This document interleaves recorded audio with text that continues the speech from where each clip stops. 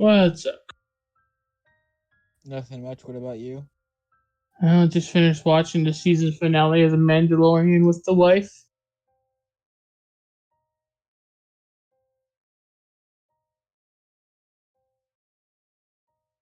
We were discussing the similarities between Sebastian Stan and a young Mark Hamill.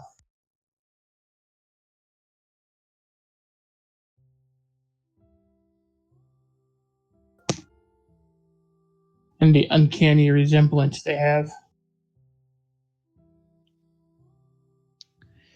Hello, everybody. Hey, Gally. You know, speaking of uncanny resemblances to people in the Star Wars franchise, you guys may laugh because you may have thought of this decades ago, but I was indulging recently one of my rather new guilty pleasures, which is watching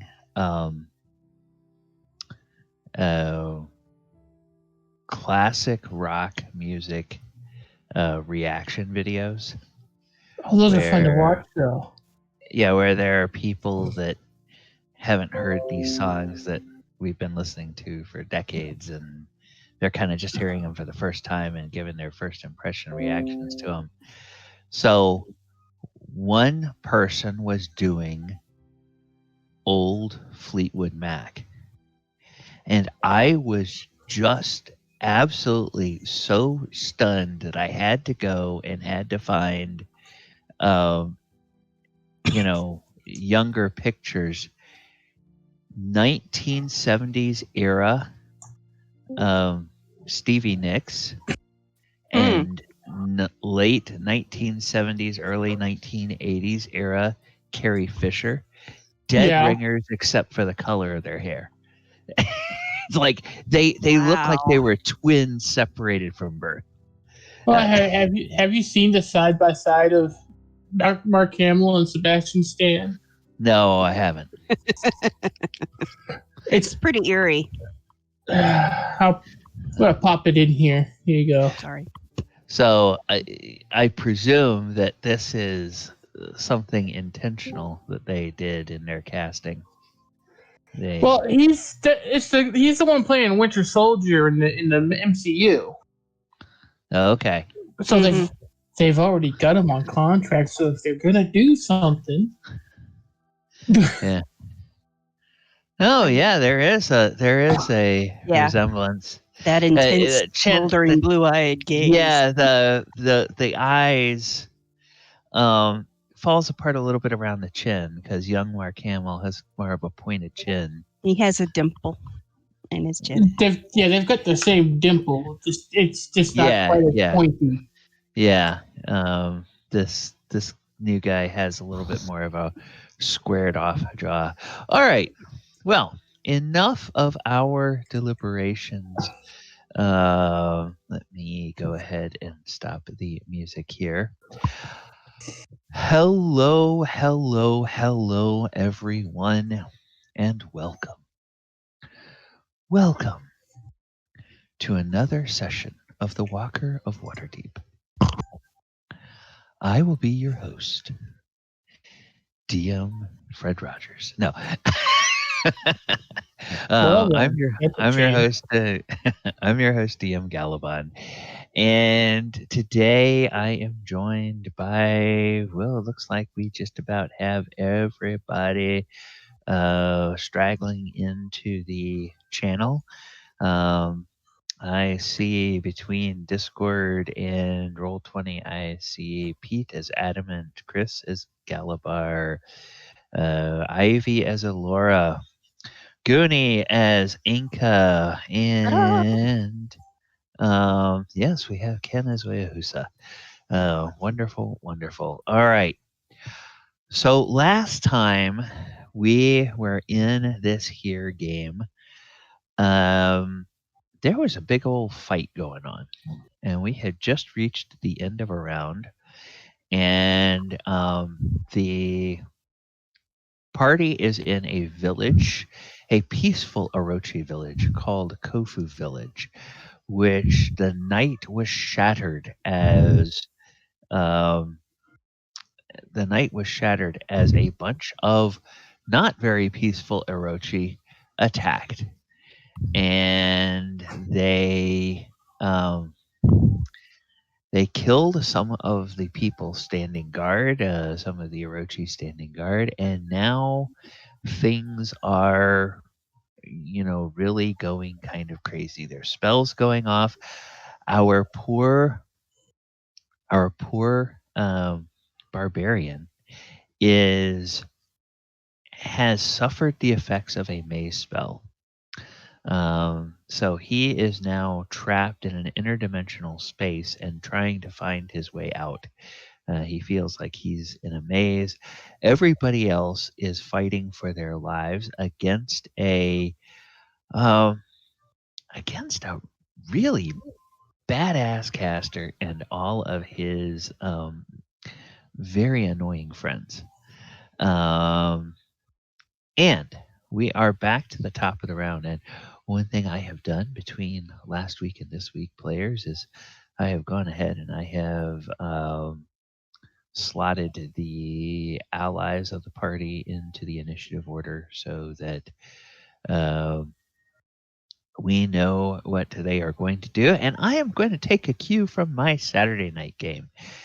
And I am going to let you all, as players, kind of dictate what you want the NPCs that are your allies to do. So we will start up here in this. Oh, let me move us over to the battle map so that chat can see what's going on. Hello, chat. Welcome. Thank you all for joining us. I want to point the attention to Orochi Ranger 2, who is up. And for those of you that may recall, the Orochi Ranger has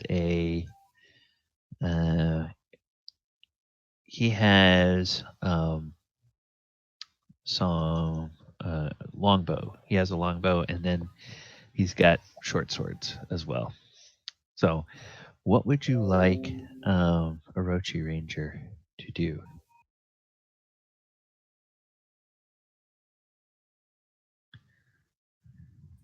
Get him.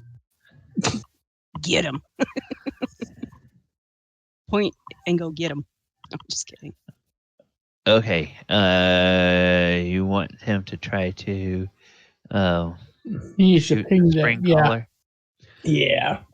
Okay. All right. Orochi Ranger has 150 feet for normal range. That's probably within his normal range. Do we think? It's 95 feet. Okay. All right. So he'll go ahead and he'll make 2 attacks with his longbow.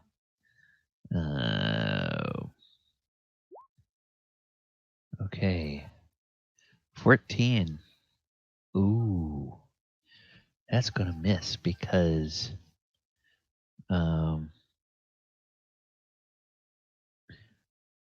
this guy. Ooh, wait a second. Is that going to miss? What's their dex? doesn't. Yeah, maze doesn't require concentration, does it? Yeah, you Yes, said they it have does. mage armor. So what's their dex? Yeah, they're okay. Yeah, their armor class is 15 with the mage armor, so that 14 is not quite going to hit. So we'll go ahead and we'll. Oh, whoops! That was the wrong button. 24. Oof. Okay. Oh. Hey. Guess what? 11 piercing, and the target is stunned. Oh. That means they drop concentration. Yeah, I think that kind of does happen when they are stunned. So yeah, okay. Well then, with a little pop. Hey everybody, Galibar's back. It says on a critical hit, it stunned. On a 24 is critical hit. critical hit.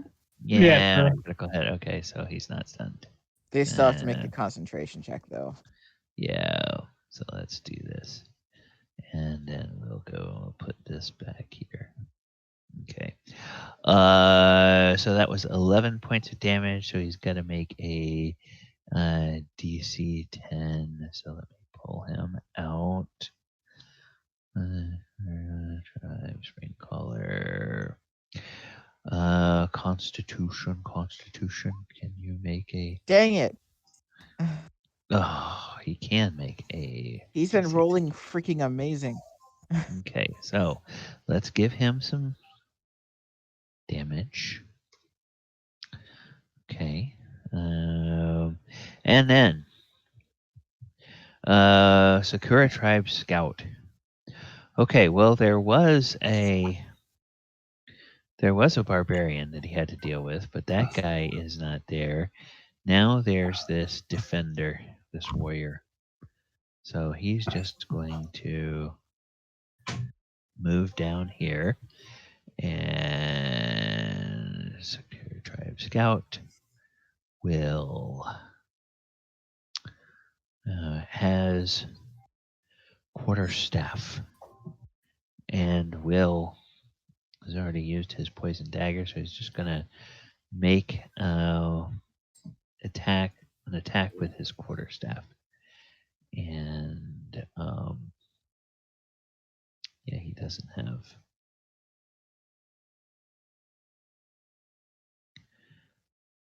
That work? Yeah. Yeah, that'll work. Not close enough to do. Not close enough to have an effect with that. That's any.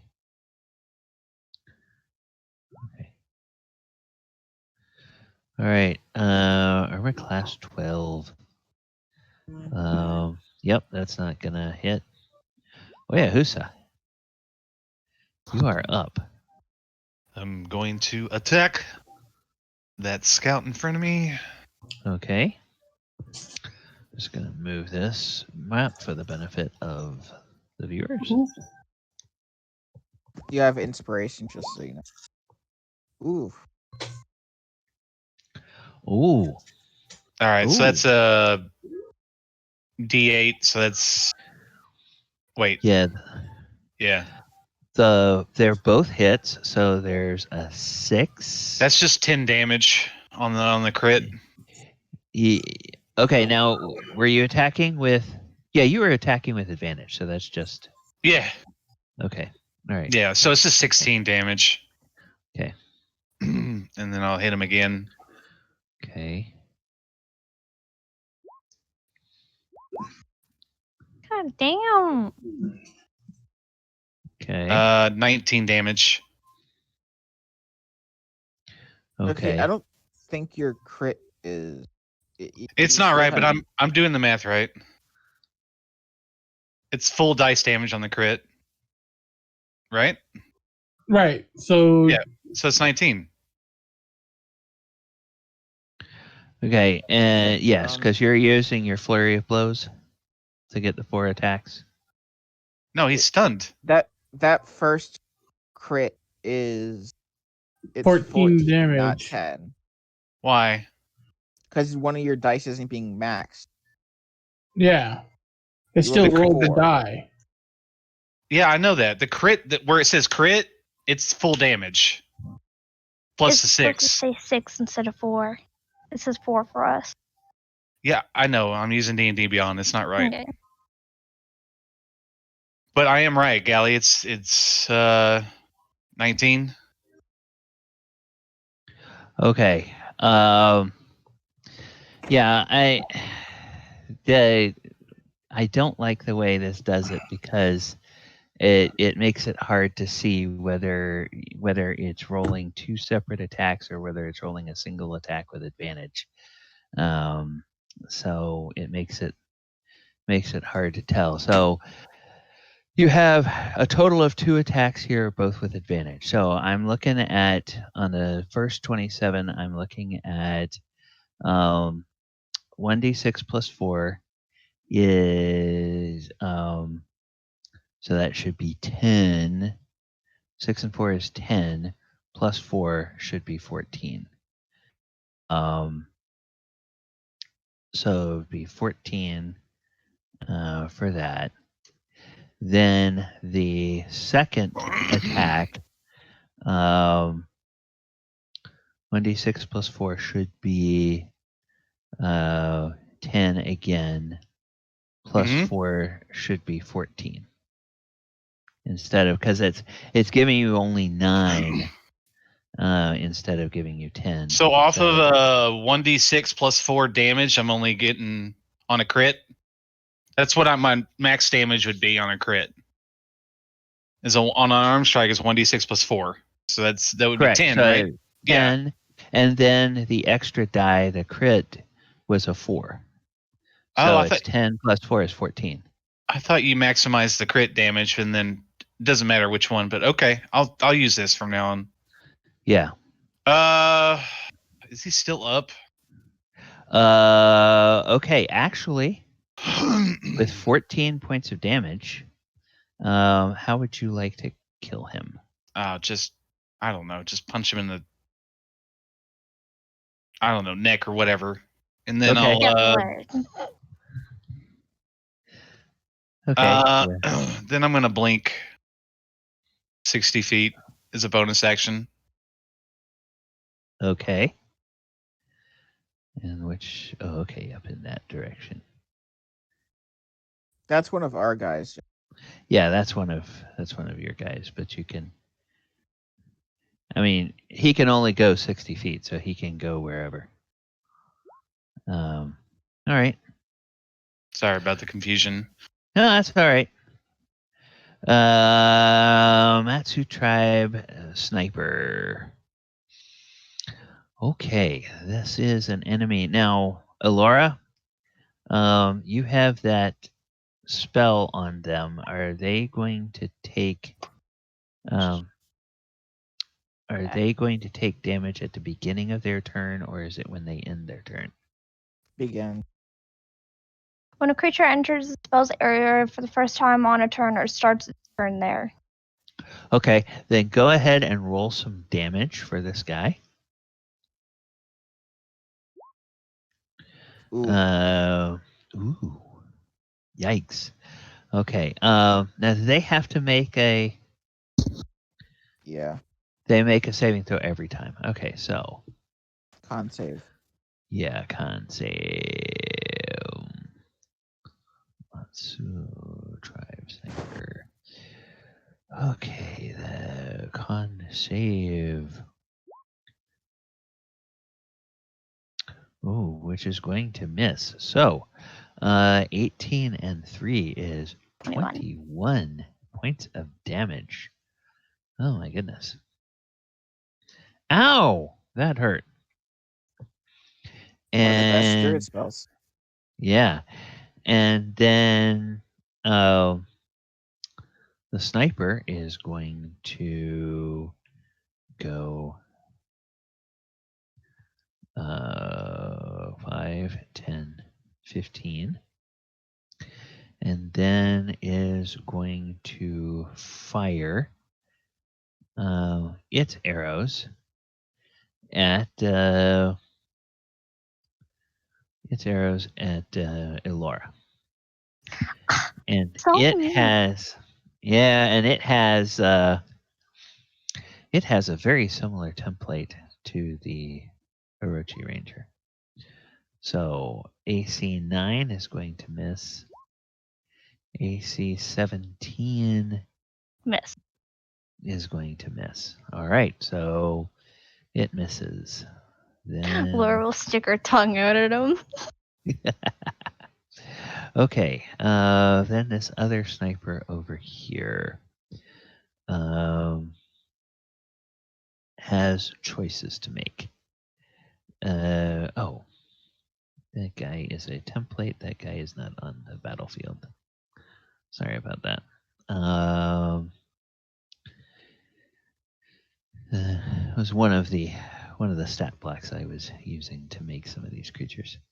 So, Matsu Tribe Sniper shoot at. Well, let's see. Ranger is going to be able to hit his boss from there, so he wants to deal with this Ranger. Ranger has that. So 15 is a miss. Ooh, 25 is a hit. But only for 6 points of damage. All right. Adamant, you are up. You are in a... You have 2 targets in front of you and an ally kind of sitting off your hip, just behind you. He kind of gives this fella a nod, Mm-hmm. and he's going to take 2 attacks of opportunity. And he's coming up here. Okay. So, yes, they will both try to hit you with quarterstaves. AC 11 and AC 11. They both miss. Wow. Golly. Wow. That's when you do it Both bad, you do both it. crit fails. That is depressing. Yeah. And I'm going to go ahead. I do believe I have inspiration. Yep, I'm going to go ahead and use my inspiration now. Okay. To do this with advantage. Well, that's not really how it works. You can You want me to do it just every roll spot? just roll it, and then if you miss, you can Okay, you can use that works for me. inspiration. Okay, give me a 3rd level spell slot. Let's take that off.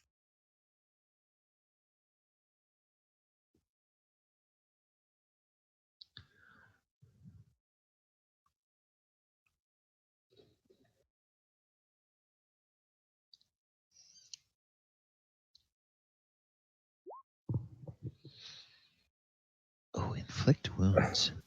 Yep, gonna use that inspiration. Okay.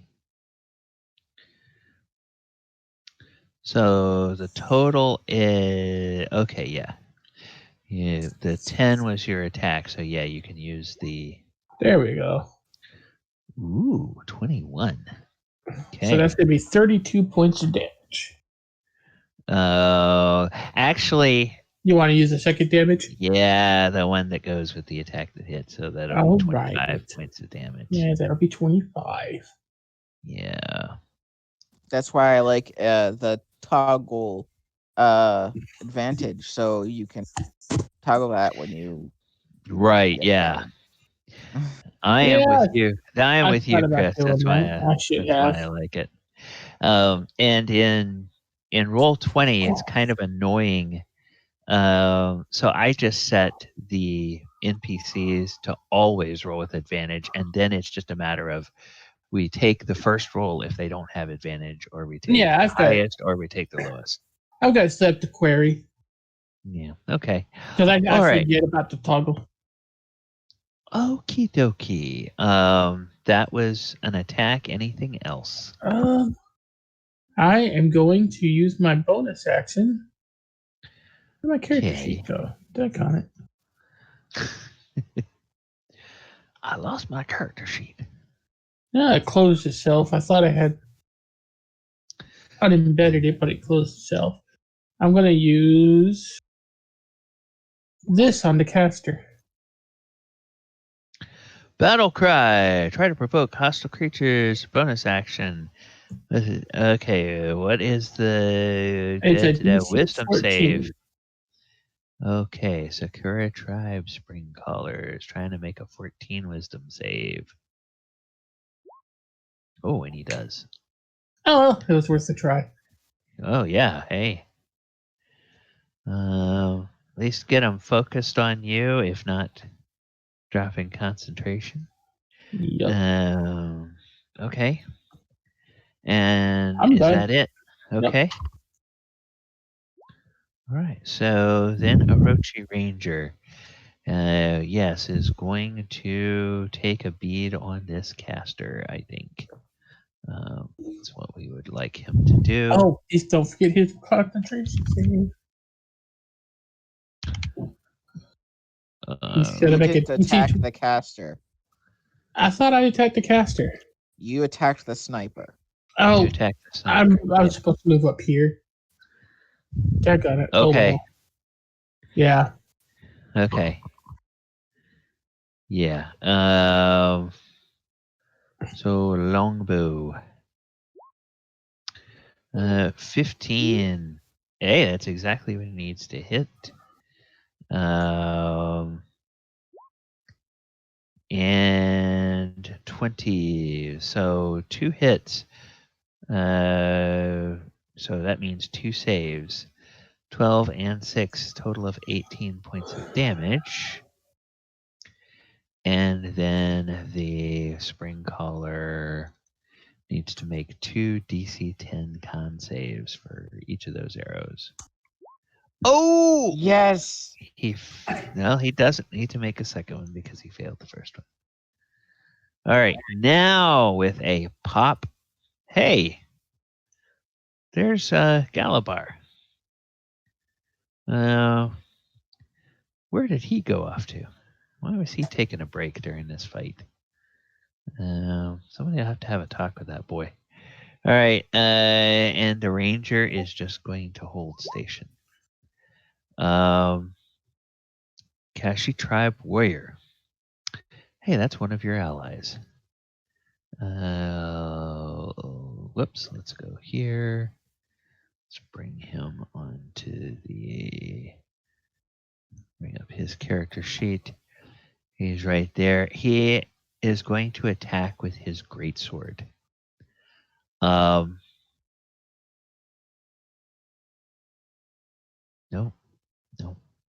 that doesn't work because he doesn't have advantage.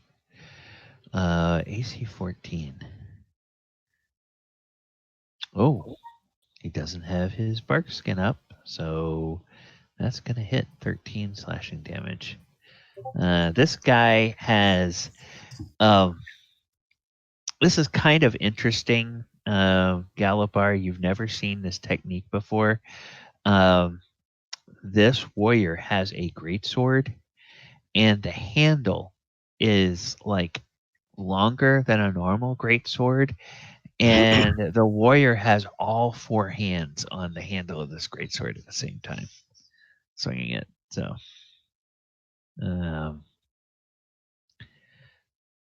that's a pretty interesting look. But that's all he can do. So we're now to Enka. Enka, let's see, where are we? We're down here. Yeah, I'm way down there. Yeah. The nearest enemy was dispatched. Now Yeah. everything seems to be happening elsewhere on the battlefield. Yeah, exactly. Well, I was trying to debate the guys in the chat about something, but I guess. Anyway, I guess I will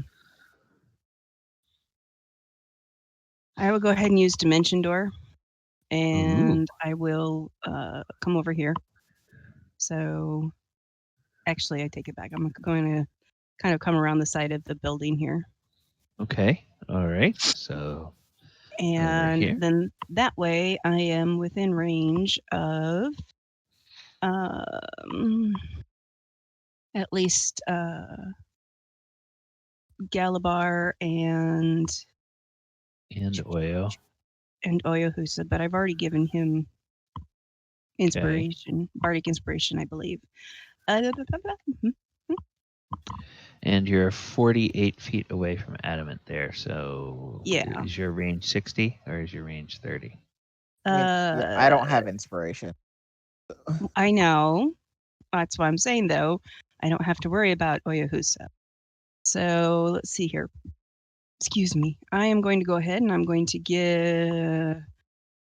do my wondrous thing here, and I'm going to give Bardic Inspiration, which is 60 feet, to Galibar. Okay. So, And we'll put that little heart on Galibar to show that he has. and then let's see here. I would like real quick, what he was under originally, the maze spell.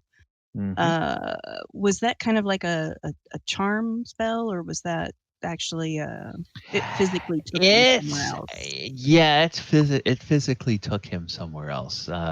He disappeared off the battlefield. Now, because of the way Roll20 works, I can't push him to another layer because then it's going to skip his turn every time. No, it goes that's around. fine. So that's I fine. had to.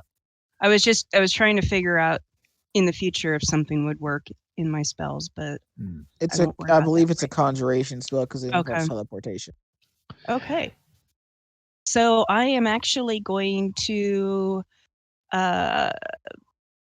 release a string of insults laced with subtle enchantments at these guys here. Okay. Yeah, this guy's an ally. Which one? Yeah. Oh, he's an ally? Crap. Yeah, this guy's an I don't ally. have it zoomed in. Okay, this guy What is about an this enemy. guy here? Is he an ally? Yep. Yes. Crud. All of the Kashi tribe warriors are allies. Well, fudge. And the elites are allies as well. The elites, the rangers, and the warriors. The green The leafy scouts- guys are 50 bad feet, guys. so that'll work. Yeah. This one Yeah. here. Okay. This guy. So, yeah. So I will then basically point at this turkey over here and begin to say some nasty things about his heritage and parentage and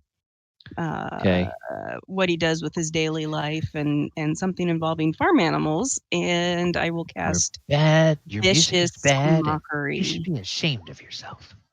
I mean, that's both of that and Dimension Door are action.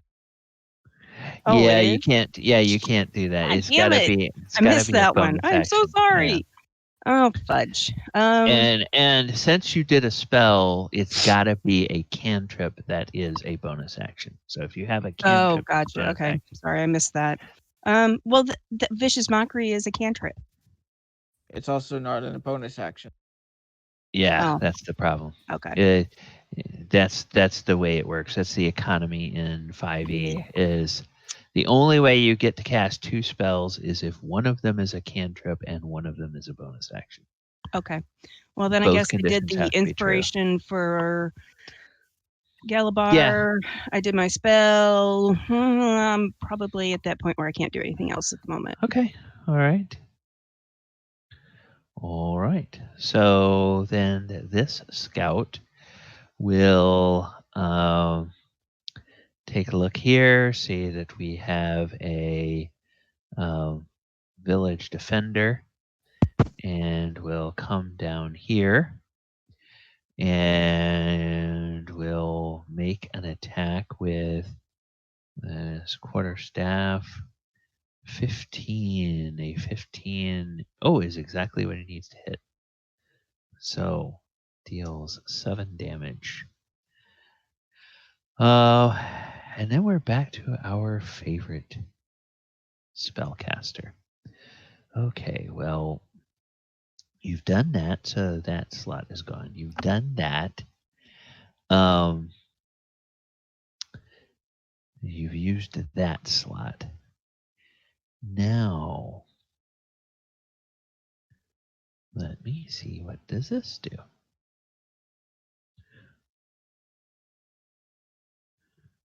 Okay, okay, that's not going to help him at this point in time. What will that?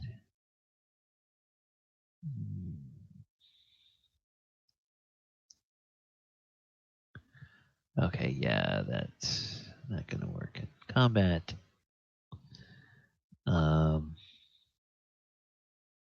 Oh, yeah, people are starting to notice me. So this is probably a good thing to do. Stone Skin. He's going to touch himself.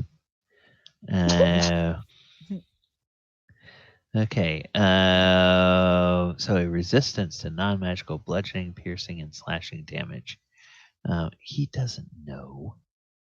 He has no way of knowing how many of you guys have magic. These guys have like the 2 worst druid spells. Yeah.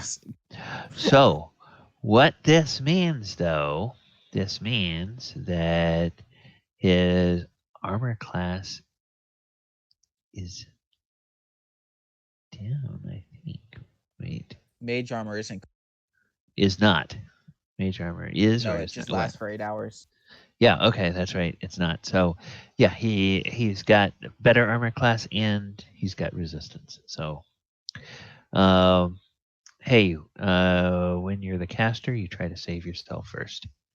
Because clearly you are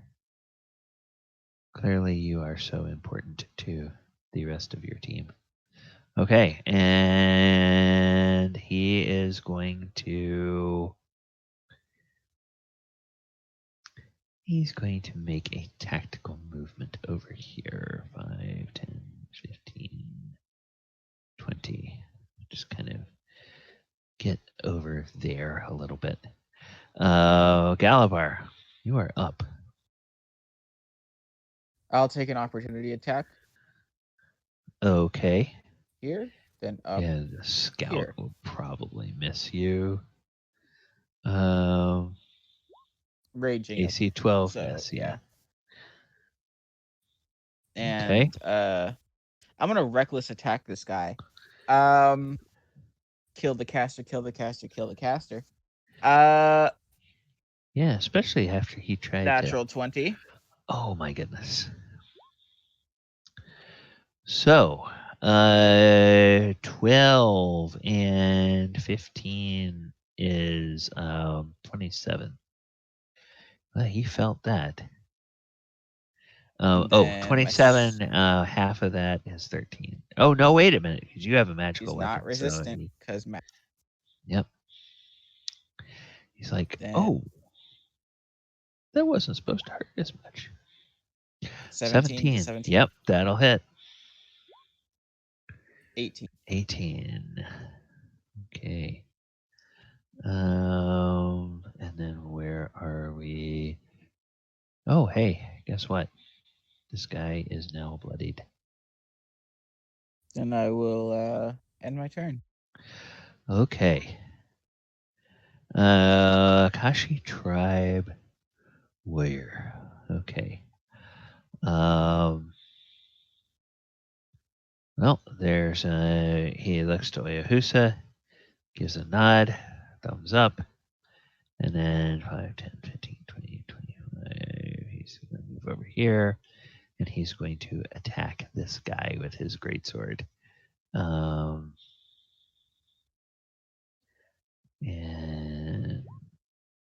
you see 15.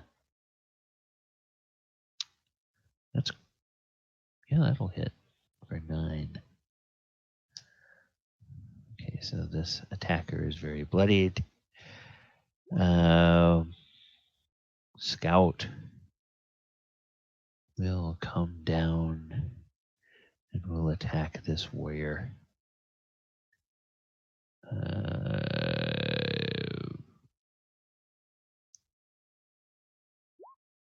And 11. That's not going to hit. Nope, that's not going to hit. And then the warrior will try to finish off this guy. Okay. 15.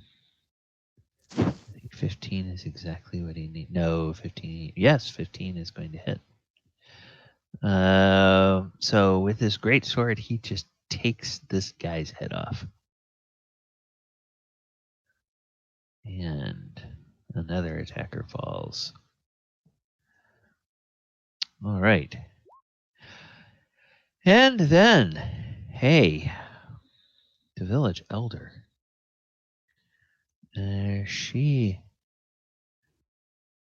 steps out into view. 5, 10, 15, 20, 25, 30. And let us see. I'll do this. Orochi leaf collar. Okay, what do you have?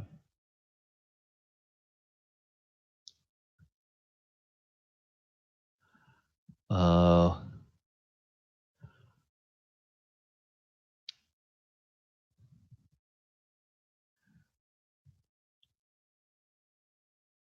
Okay. Is she within range of the enemy caster? Probably not, but we will measure just for giggles and grins. Nope, not. Okay.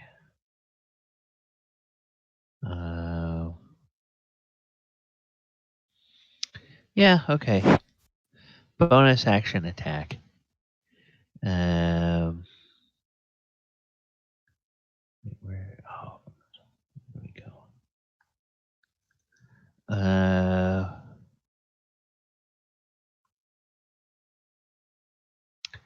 She emits a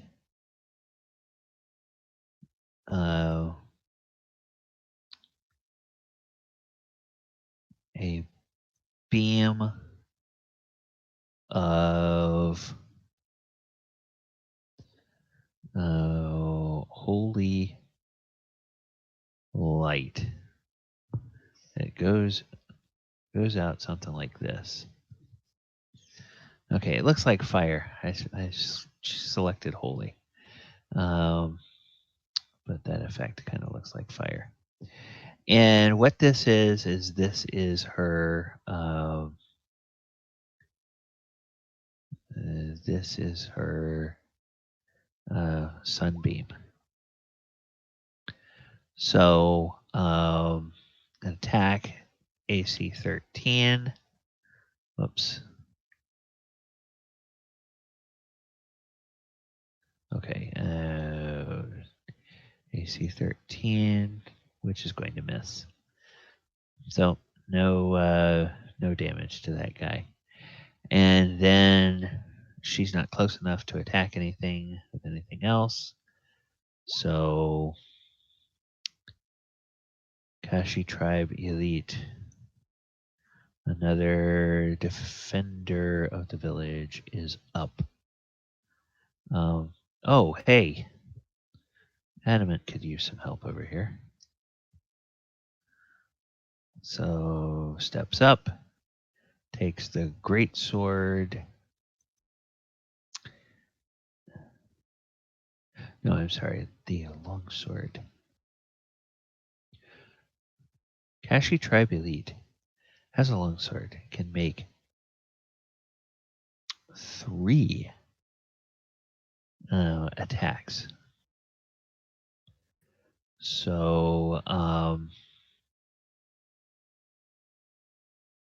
1, 19, 122, and 16. I think all 3 of those hit.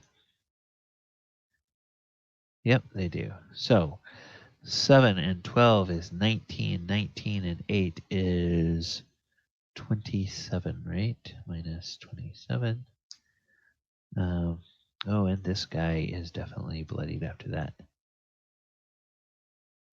And he looks up at Adamant. And he gives him a thumbs up with one of his forearms. This other elite. We have this guy that's annoying everybody. So we'll just rinse and repeat. Same thing we just did. Attack, attack, attack. Oh man, I think only one of those hits. Yep, only one of those hits. Minus 13.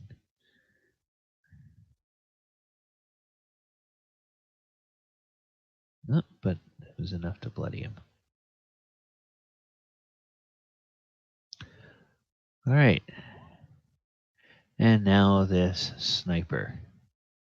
This sniper will 5, 10, 15 step out of the way and will unleash. Oh, you guys, we have a caster. You guys now have a caster. And she's trying to hit my buddy, so I'm going to attack the leaf caller. It still takes the damage from.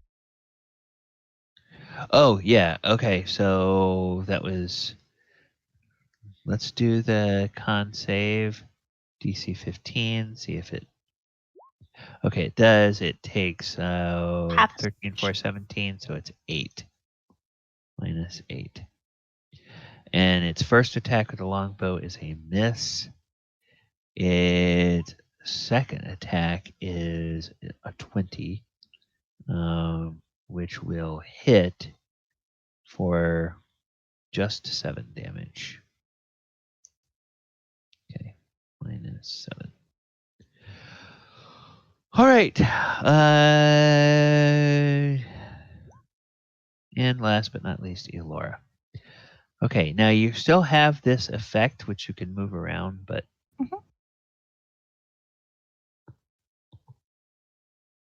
Laura will move 30 feet over here.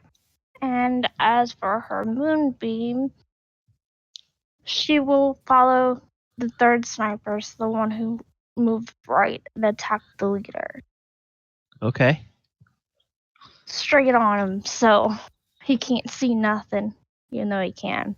But Okay, so let's go. so he can burn some more. Yeah. Oops. So I have to go to the other layer. Just right here is fine. Yeah, I'll do this. Boom. Okay. All right. Very good. And that'll be my turn. Takes an action to move it, and I did my move. Okay. All right. And then we come to the next round of the fight. So the ranger looks around and sees, oh, that guy is hating life. So he's going to step over here to not step into the rock garden, but to try to attack this guy. And unless Galibar, well, no, we're not. That guy, the caster, is not concentrating on anything anymore. So, ranger. Longbow. 11, 23. I think that's one hit. Yep, one hit for 7 damage. All right, then this Sakura tribe scout over here. Warrior. Okay, scout is going to attack the warrior. Wink. And we'll miss. And we'll miss. Oyo, you are up.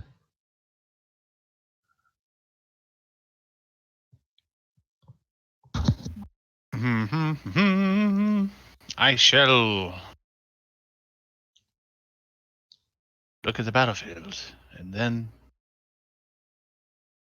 Take a tea tape. Okay. All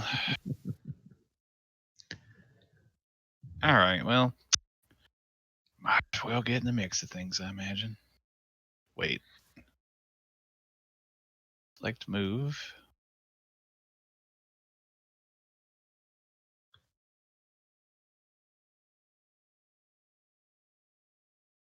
Actually, I think I can make it the sniper. So I'll go up here and hit the sniper. Okay. 19. That's going to hit for 6. 9 will miss. Well, flurry of blows. 26 will hit for another 9. And a 15 is not quite going to hit. I have something given to me. Yeah, you have a bardic inspiration, so I believe Yeah, it's yeah, D8. yeah. It's an added D8, so you could put the D8 on that 15 and see if that will make a difference. Well, since So I'm add a feeling D8. Yeah, motivated, I'll use it. Oh, 3, 18. That's good enough. So it deals 9 points of damage. All right, good. Hey, good use of that ability. Okay, so sniper has somebody in his grill, so he can't use his bow. So he's just gonna. He's not as efficient with his short sword. He can actually only do 1 attack with a short sword, and he misses. He gets 2 attacks with his bow, but only 1 with his short sword. And then this sniper, likewise, is surrounded. That guy just walked up and punched him, so he's going to turn around and try to stab that guy with a short sword. So, sniper is going to try to hit you with a short sword attack. 26. Does that connect with your armor class, Oyo? it does. Well, then he deals a mighty 6 points of piercing damage to you. Oyo falls over dead. Just kidding. Yeah, I don't think so. I don't think so. Takes a lot more than a poke with a Tis short but sword. a scratch. Adamant, hey, that guy just attacked your monk. You want to do something about that? Well, I think Oil can handle this guy. I'm gonna go. I will take an attack of opportunity. Nod at Oyo and move over here. AC 12 is going to miss. All right, so you're over here. And now what would you like to do with this caster? Oh, well, I have a plan, you see. It is a cunning plan.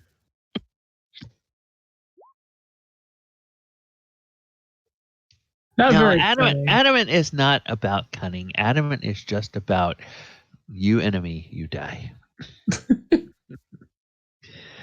I'm pretty Okay. sure that missed.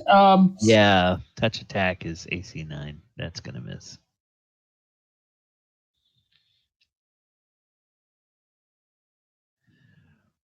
Man, I'm done after that because Okay. gonna use my bonus action on him. Now, Focus on me. did you have to use your inspiration or do you still have it? I had to use it. Okay, you had to use it. Okay. DC 14. DC 14 wisdom save. Oh, which means that if he fails, he cannot. Or he gets penalties for trying to and he fails. Wahaha. So Let us see. He is locked onto Adamant. His focus is locked onto Adamant. So remind me that little padlock means that he's got that thing in there when his turn comes around. Because I may Will not do. remember what that means. Okay, Orochi Ranger. Oh.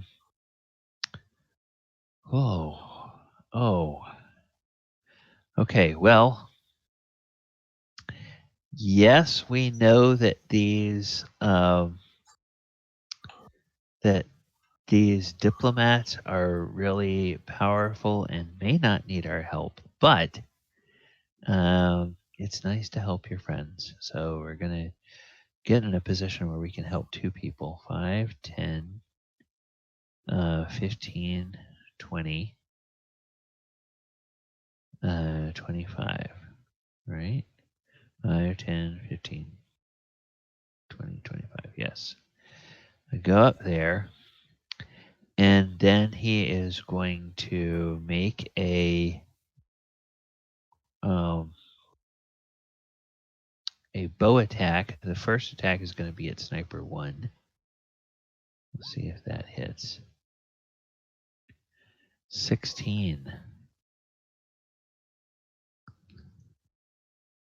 Yes, that does hit. He's right on the money. And he's still up, so we'll just attack again. One other 16. 5. Okay. Not quite as good a damage. And the guy is still up. Warrior. Alright, so... Well, Warrior is going to... Greatsword. 29 for 11 points of damage.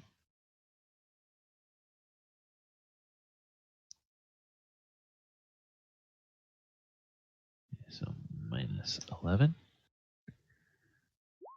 Enka, you are up. Okay.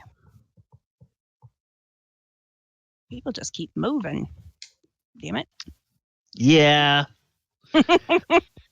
This is This guy is still in range, so now I will cast Vicious Mockery at this guy here.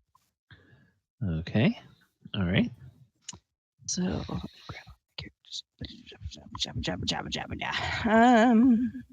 I believe I already put it up there. Possibly. I'll put it up there again. I can't remember. All right, so let's see. Vicious Mockery. All right. So instantaneous, 60 foot. Wisdom save for the scout. Mm-hmm. And what is your spell save DC? 16. Oh, that's a failure. Yep. So now he takes a 2d4. Okay. Right? I'm reading that correctly. Yeah. Mhm. 2d4. Minus 3. Psychic. Okay. Yep. Hey, he goes, ow! and you know, Somebody's talking bad about me. Yeah, the two Kashi tribe warriors see tears well up in one of his little snaky eyes. Fair. And She they wonder nice why. things about me. Yes. Okay. It also has disadvantage on all of its next round's attacks. Disadvantage on the next round of attacks. Okay. And have disadvantage. Yep. Attack rolls it makes before the end of its next turn. Yeah. Okay. It's radioactive. Remind me that means that it has disadvantage. Okay. Gooney. And then it looks like I don't think anybody's in range that has bardic that needs our from my group. Bardic inspiration. I wouldn't mind it. Oyo had to use his. Where is? Oh, But- there he is. I wouldn't mind it. Yeah, if Adamant is in range, you could give it to him. Okay, I would have to move forward a little bit because I believe it's 60 feet. I'm just So- saying, got a fever, and the only cure is more cowbell. Yeah. More cowbell. Always best. Okay, so I will go ahead and I will actually move forward about 10 foot to make it so that he is within range, just at the edge of range. And Okay. I will give Bardic Inspiration to Adamant. Amazing, thank you. And that's it. That's all I can do. Okay, so So another one bites the dust on that one. wink. Okay. All right, Adamant, you now have the little heart with Bardic Inspiration. And that is 1d8 now, isn't it? Correct. Mhm. At this All level, right. 1d8. That's gonna come in super duper handy. All right, and that is your turn, Enka. Yes, sir. Okay. All right. Things are not going well for this guy. He thought this was going to be an opportunity to really, really, really get you guys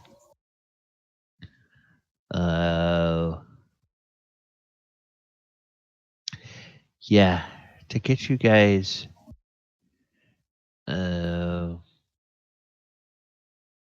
and so he says, all right, you guys. Oh no, shit! He can't do that because he only has one spell slot. And he's also got to focus on me. He also has to focus on you for any attacks. Yes. Do. So yes, he will cast a spell. And he will take a pair of opportunity attacks as he suddenly rises into the air and begins moving away at a speed of 60 feet per Well, I round. still have advantage because of reckless from last round. Yep. So 55, 15 damage. I am For prepared to 15 use. I am prepared to use my Bardic Inspiration. Because of Warcaster, I can do this as an attack of opportunity. Ooh. 11 is not going to do it, so go ahead and try your 3. 14. Oh, 11 and 3 is 14. Oh, I'm sorry. 14 is not going to hit him with his mage armor. And he flies 60 feet away up into the air. I am so disappointed in my rolls today. Not far enough. And he, he's off the map. But how? What is your fly speed? Winged boots 60. Okay, so you can basically match him. Okay, so I can still attack him this round. So yeah, so I'm gonna. Well, no, damn it! I didn't mean to put him on the map layer. I know you can see him, but let's boost to the back. Then let's token layer. Oh crap!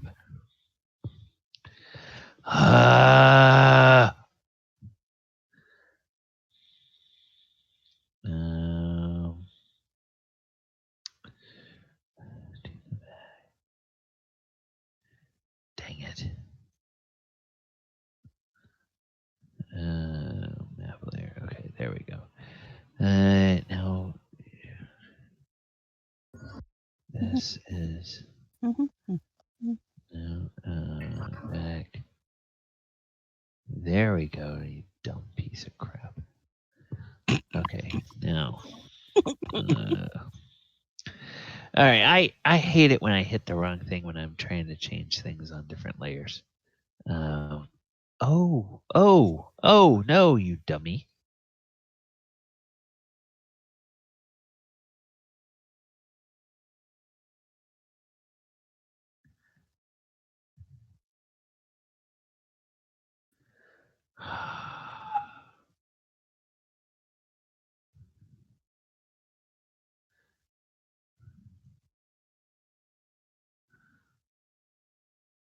Damn it.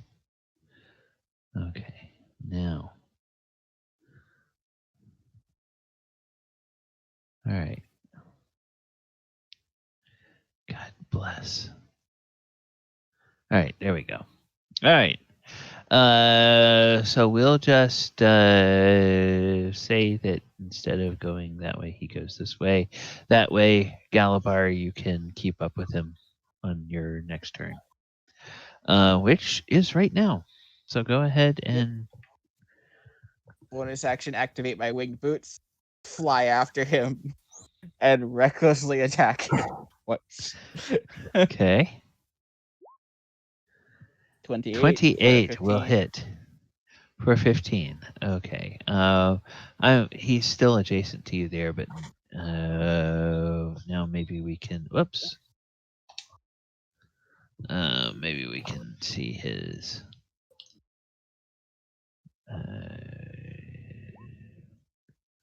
So minus 15. He's very bloodied.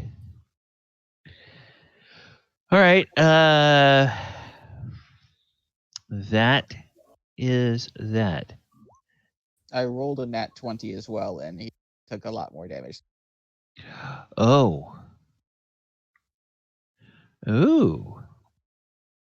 13 and 3 is 16 and 12 is 28. Yes, he is extremely bloodied. Okay. Kashi Tribe Warrior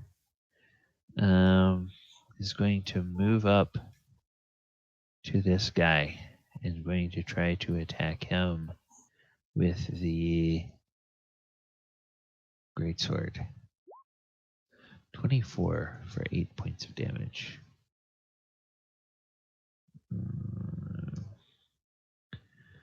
Okay, and yep, that's not quite gonna be it. Scout. Okay, by the now way, if that was was he casting fly? he was. That's concentration, I believe. Oh, that is, isn't it? So, what was your 15 and 12? The first, no, 15. So that was a DC 10, and then the second one is 26. No, 16 and 12, 28. So 28. Half of that is 14. So he needs to make a DC 10 save and a DC 14 save. Concentration or Constitution. The DC 10 passes. The DC 14 fails. I spike him into the ground. Okay, so he his spell begins to falter and he floats back to the ground. His fly is one of those that if it ends, you just fall at 60 feet around, right? Yeah, I think. All right, so he doesn't take any damage landing, but oh yeah, that was not good. All right, the scout getting ganged up on saw his boss try to leave, but he can't leave. He's gonna He get has attacked. disadvantage on the next attack.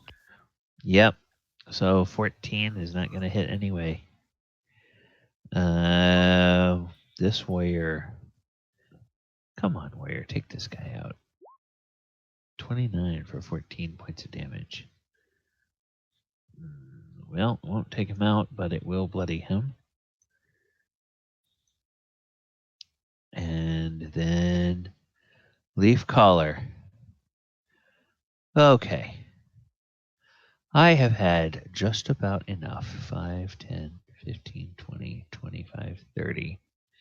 She says, I have had just about enough of this guy coming into my village and trying to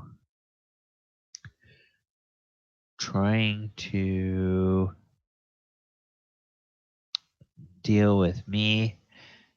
And now he's trying to leave, so yeah.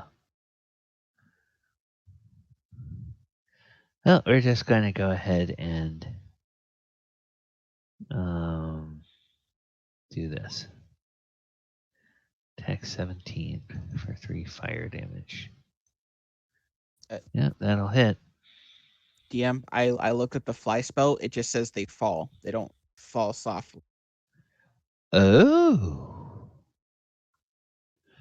Oh. So he falls 60 feet. Oh, well, yeah, he's like 60 feet of movement, so it's thinking of a triangle. Since it's diagonal movement, he's not going straight up into the air 60 feet. I am going to say that he is. I'm going to say that He's 30 feet up. Well, I'm going to say that he's 1d4 plus 2 times 10 feet up. So he's 30 feet up. So he takes 3d6 damage. Go ahead, Chris, since you're affected. Go ahead and roll 3d6, and that'll be the damage that he takes from falling. So I really did spike him into the ground. You did. Damn. Okay. How does this fall kill him? As I said, I literally, I don't know, I downward swipe with us when I spike him into the ground. You hear a sickening crack when he hits it. Okay. All right. So, yeah, we'll say that the leaf collar still did the firebolt just to make sure he was dead. Produce flame. I'm burned just out to of my be sure. house, will you? Yeah. Speaking of which, yeah, somebody better do something about that at some point.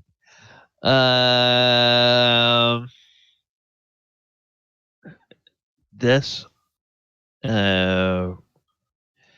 guy looks at the sniper, grins, and says, "You picked the wrong village to attack, punk." And that's gonna. Yeah. Yeah, that's gonna do it. He's done there. And then this guy looks at the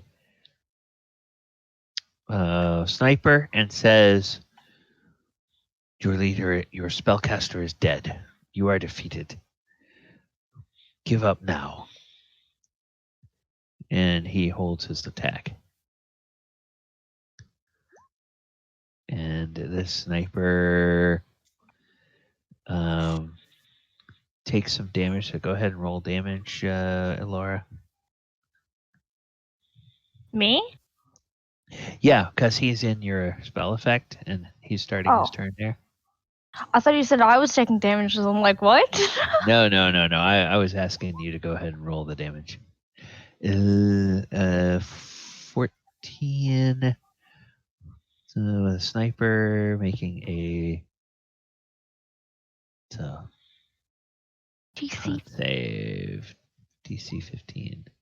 Failed. So 14. Ready. Yep.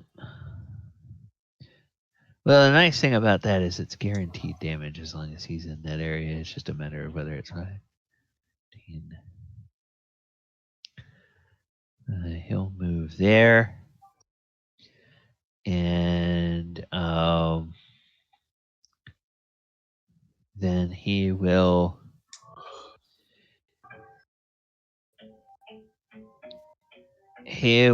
look around, see that his boss is down.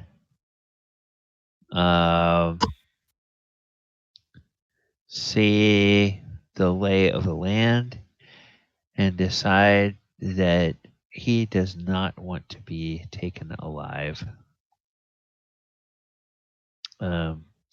So he is just going to run. So that was 5, 10, 15, 20, 20, 25, 30, 35. He's making a full action run, and he gets off the map for what we like to call a fair escape. So he just is fleeing the village. Elora. To finally drop concentration on the moonbeam. Okay. Poor buggers had to run away. But instead, feeling the flames on the other side of her, even though it brings her comfort and warmth through the night, she'll say, fine, I guess I need to put it out. As she uses control water, I know it's a big, huge wall of text, so I do apologize. No, that's all right. This water over here and redirect the flow over here, over the battle to put out the fire. All right, nice. Well done. I'll make the water dance in its own different ways all the way over. Has Elora used her inspiration yet? No, I don't have it. You don't have it? Okay, go ahead and give yourself inspiration. And we're going to see that the fires here shrink.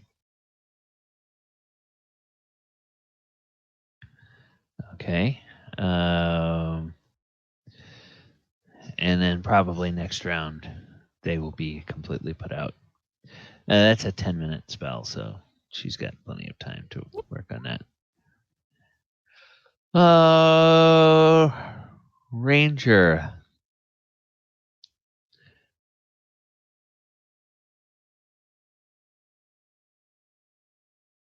And tells this attack.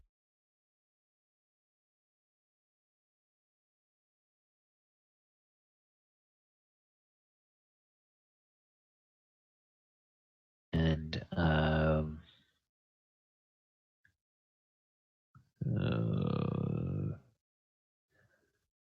then, oops, okay.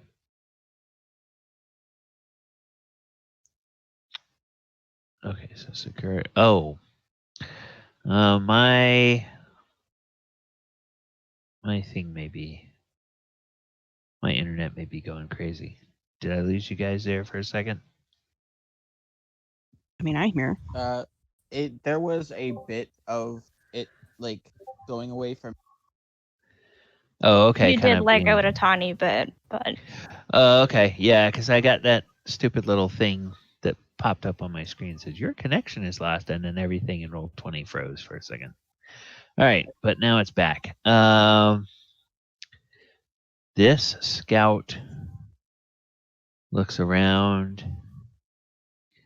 and he sees that the battle is going poorly, and so he is going to try to run away, meaning that the warrior will get an opportunity attack. 11, that's going to miss. So this guy will just go. Oh no, that's actually going to hit exactly, because he doesn't have his bark skin. Okay, but it's not enough to kill him, so 5, 10, 15, 20, 25, 30, and then fair escape. Blink. All right. Oyo. Closest enemy is back over here. Mm-hmm. enemies do we have on the battlefield still? Actually, I'm just trying to figure that out. I think you actually have 2 enemies on the battlefield left. You've got one guy up here, Oh yeah. and then you've got this guy here.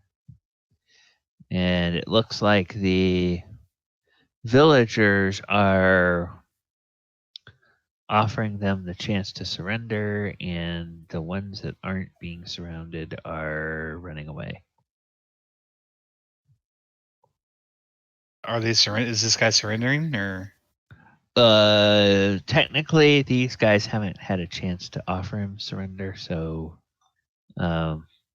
you know, he's looking around and he's seeing the rest of his folks running away. So you can attack him if you wish, and you know, Sure. either attack him with lethal damage or subdual damage. That's up to you. I will punch his lights out. Okay, subdual. Subdue. Okay, all right. Yeah, that'll hit for -6. Ugh. Okay. Flurry of blows. -5. Yikes. Well. Okay, yeah. He is out like a light. My turn. Okay, so. All right, and then this guy, he's gotten 2 chances to surrender. Sees,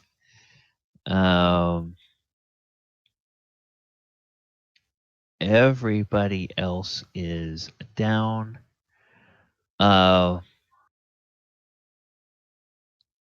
He is going to drop his weapons, but instead of surrendering, he's going to try to run for it. So 5, 10, 15, 20. Which means he gets 3 opportunity attacks. So Ranger.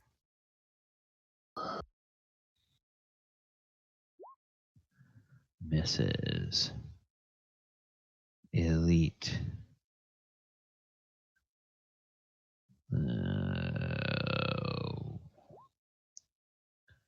17, that'll hit for 7.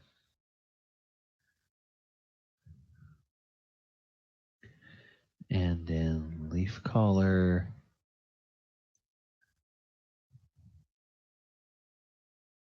Leaf Caller will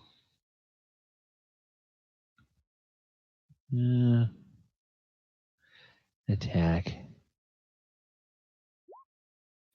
and miss. Okay, so he makes it to the edge and gets a fair escape. All right. So, looks like the battle is over. And it looks like you and your allies have prevailed, and you have one. I'm going to put him at 1 hit point so that X goes away. But you have one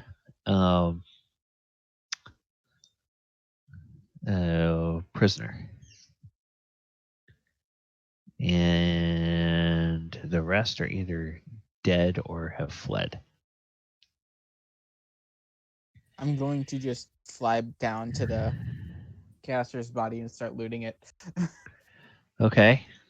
All right. I'm going to go ahead and take care of these flames since we know that Elora was working on those. So that's done. And whatever water is left, she'll put back in the pond. Okay.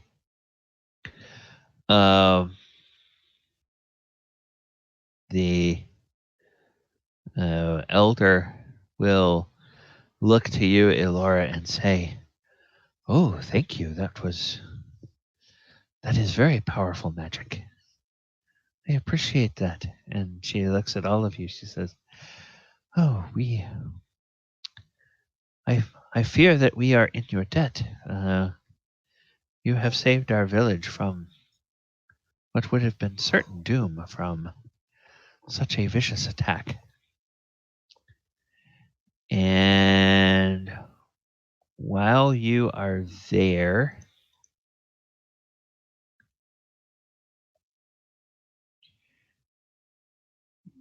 you find this guy travels pretty light,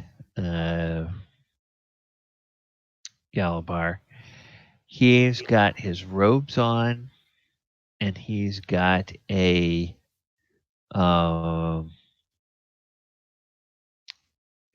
quarterstaff, which looks like it's probably a normal wooden quarterstaff, although it does have some carvings on there, kind of like forest motif carvings on the staff.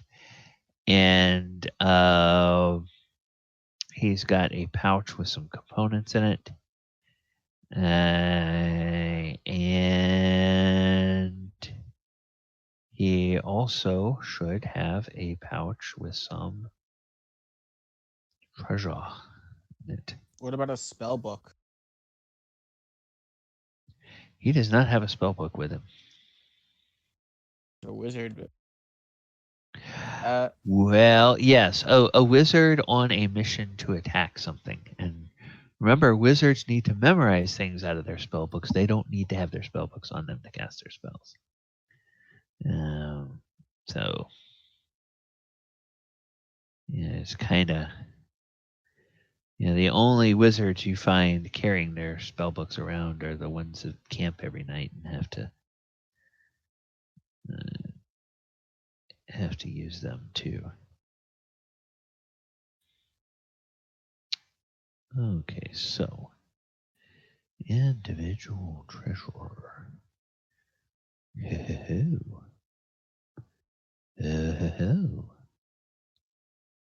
So what is he? He is that, which means he's that, which means we roll this. And ooh, so we'll do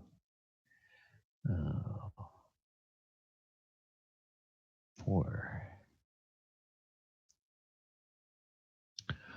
All right. This guy has a component pouch. He also has something that you haven't seen before, but you realize this is kind of a neat trick. He's got a wide belt that is made of a thin leather. And as you grab that belt, you realize that it's a lot heavier than you think a belt should be. And it's also kind of lumpy. And as you start to fiddle with it, you realize this belt is actually twice as wide as it looks, but it's been folded over and then sewn into the belt in little pouches that are actually sewn shut. So you have to rip the pouches to get them out. You find that he has a bunch of gold pieces. So basically, he's carrying around his, quite literally, a money belt around his waist that has 210 gold pieces in it. Yeah. Okay. Once I figure out what is in the patches, I just keep those patches sewn shut and put the money belt on. I put the money belt not like a actual belt, but like a kind of like a sash, but it's just Okay, like a bandolier or something. Yes. But instead of holding ammunition, it's holding cash. Okay, all right. Money belt with 250 gold. You said 210. Oh, Or let me just double. Yeah, 210. okay, cool. Yeah, that was Trophy. let's see. Spring collar as money belt to Galibar worn as sash. Okay, there we go. Good. Now, so Elora has dealt with the flames, but there is going to definitely be some cleanup there that is needed in the house. There are a few dead town defenders. And the leaf caller will immediately come over and look at these rangers. And she will look to Adamant and she says, they are beyond my ability to heal because death has already taken them. And she pulls the wooden blade of one of the daggers out and she sniffs it and her nose wrinkles and she says, "Oh, this is vile. This poison is a poison that is lethal in a wound to Orochi. I believe it would hurt any other creature a lot, but to the Orochi, it is a lethal poison." Oh dear. Galibar comes over. She's like, "It barely hurt me at all." And she looks at you and she says, "Well, you are a very formidable fighter.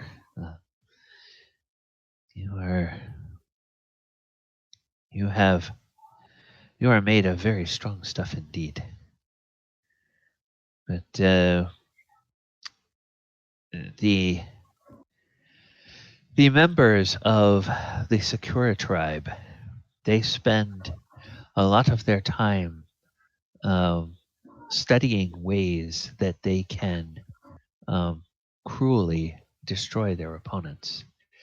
If they knew much about your race, they might develop a poison or some other wounding agent that would specifically target those of your kind. As it is, they capture many Orochi who stray into their area, into their lands, and they hold them as prisoners, and they experiment with their vile poisons on their prisoners. Sakura are not very nice at all. Is rather disturbing.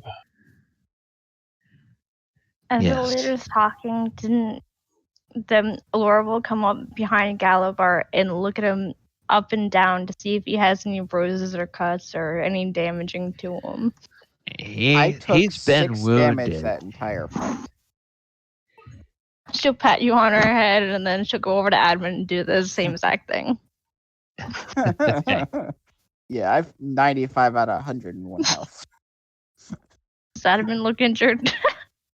Just a couple of dings and dongs. I will go over to the front of the building and kind of start assessing the damage and then try to cast Prestidigitation to just start cleaning up water and soot. And there's still damage, I know, and it's going to... Yeah.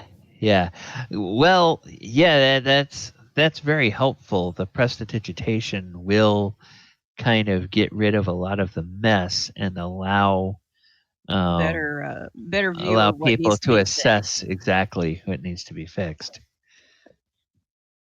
So yes, Adamant, you're not at a point where you have anything like raise dead or resurrection or anything like that. I don't have the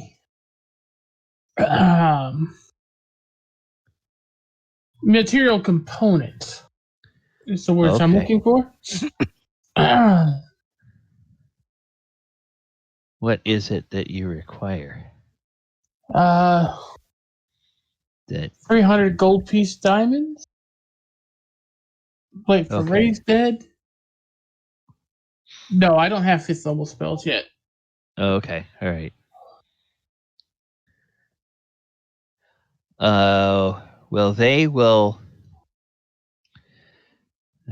come and they will start moving their dead over towards this little grove of bamboo. They will lay out some claws on the ground and put them on those, and people will come and begin. There are several people that rush over to them and wail mournfully. It seems like they're probably family members of those folks. And then others begin to make preparations. There are a number of these people of your enemies who have fallen that. Okay, I guess there wasn't that many of your enemies. Oh, yeah, here's one that fell. I guess a lot of them ran away. And as they're tallying up the dead, she'll go over to Oyohusa and grab him by his face and check him to see if he's injured either. Okay. I'm Making sure he fine. can't move or blink away from her. I'm okay. Don't worry about me. But can Elora That's see what if he's she injured thinks. or not? He's a little hurt, but not like anything too serious. Enka took She'll shake his head and then try and find where he's hurt at and do cure wounds on him too. If he likes it or not. Okay. So we have 3 scouts, we have a sniper, and we have the spring collar has already been looted. The 3 scouts. Let's take a look at this. These guys, they are this, which means that it is this, which means that it is 44. So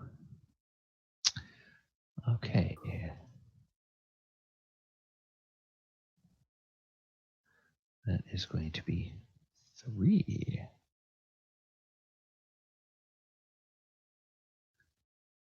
All right. From the 3 spring colors, you find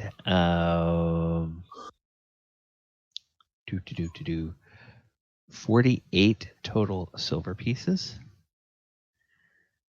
And then the sniper is this.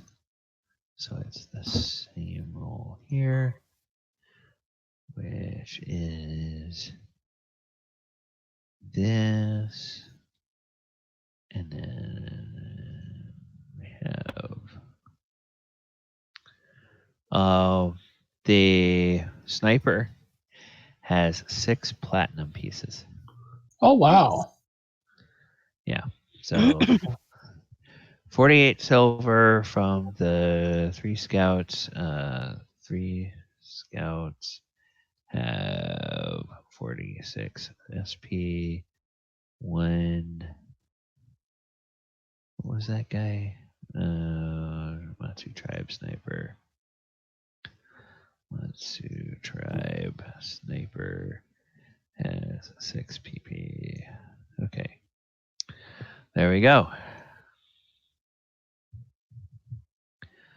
All right. And then in terms of their equipment, the scouts don't have any armor. They've got that quarterstaff.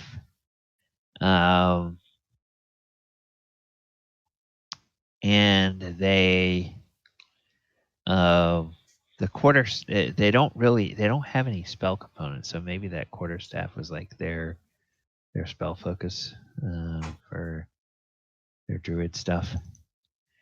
And then the sniper has studded leather and has a short sword and has a longbow.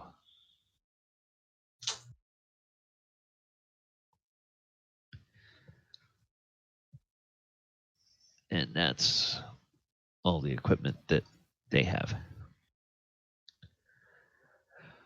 All right. So let's go around the table. And we will take a break after this, but let me go around the table and let me ask each of the players, what is your character doing, let's say, in the next hour after the attack as things are going? I will go left to right across my DM screen in Roll20. So that means Oyohusa. What is Oyohusa doing for the next hour while the villagers are dealing with their dead? And this guy is going to get all bound up, and they are going to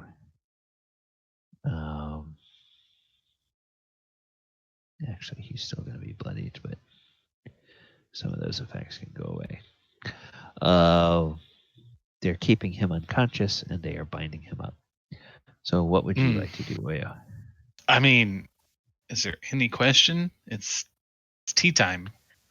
I'm taking a tea break. Okay. All right.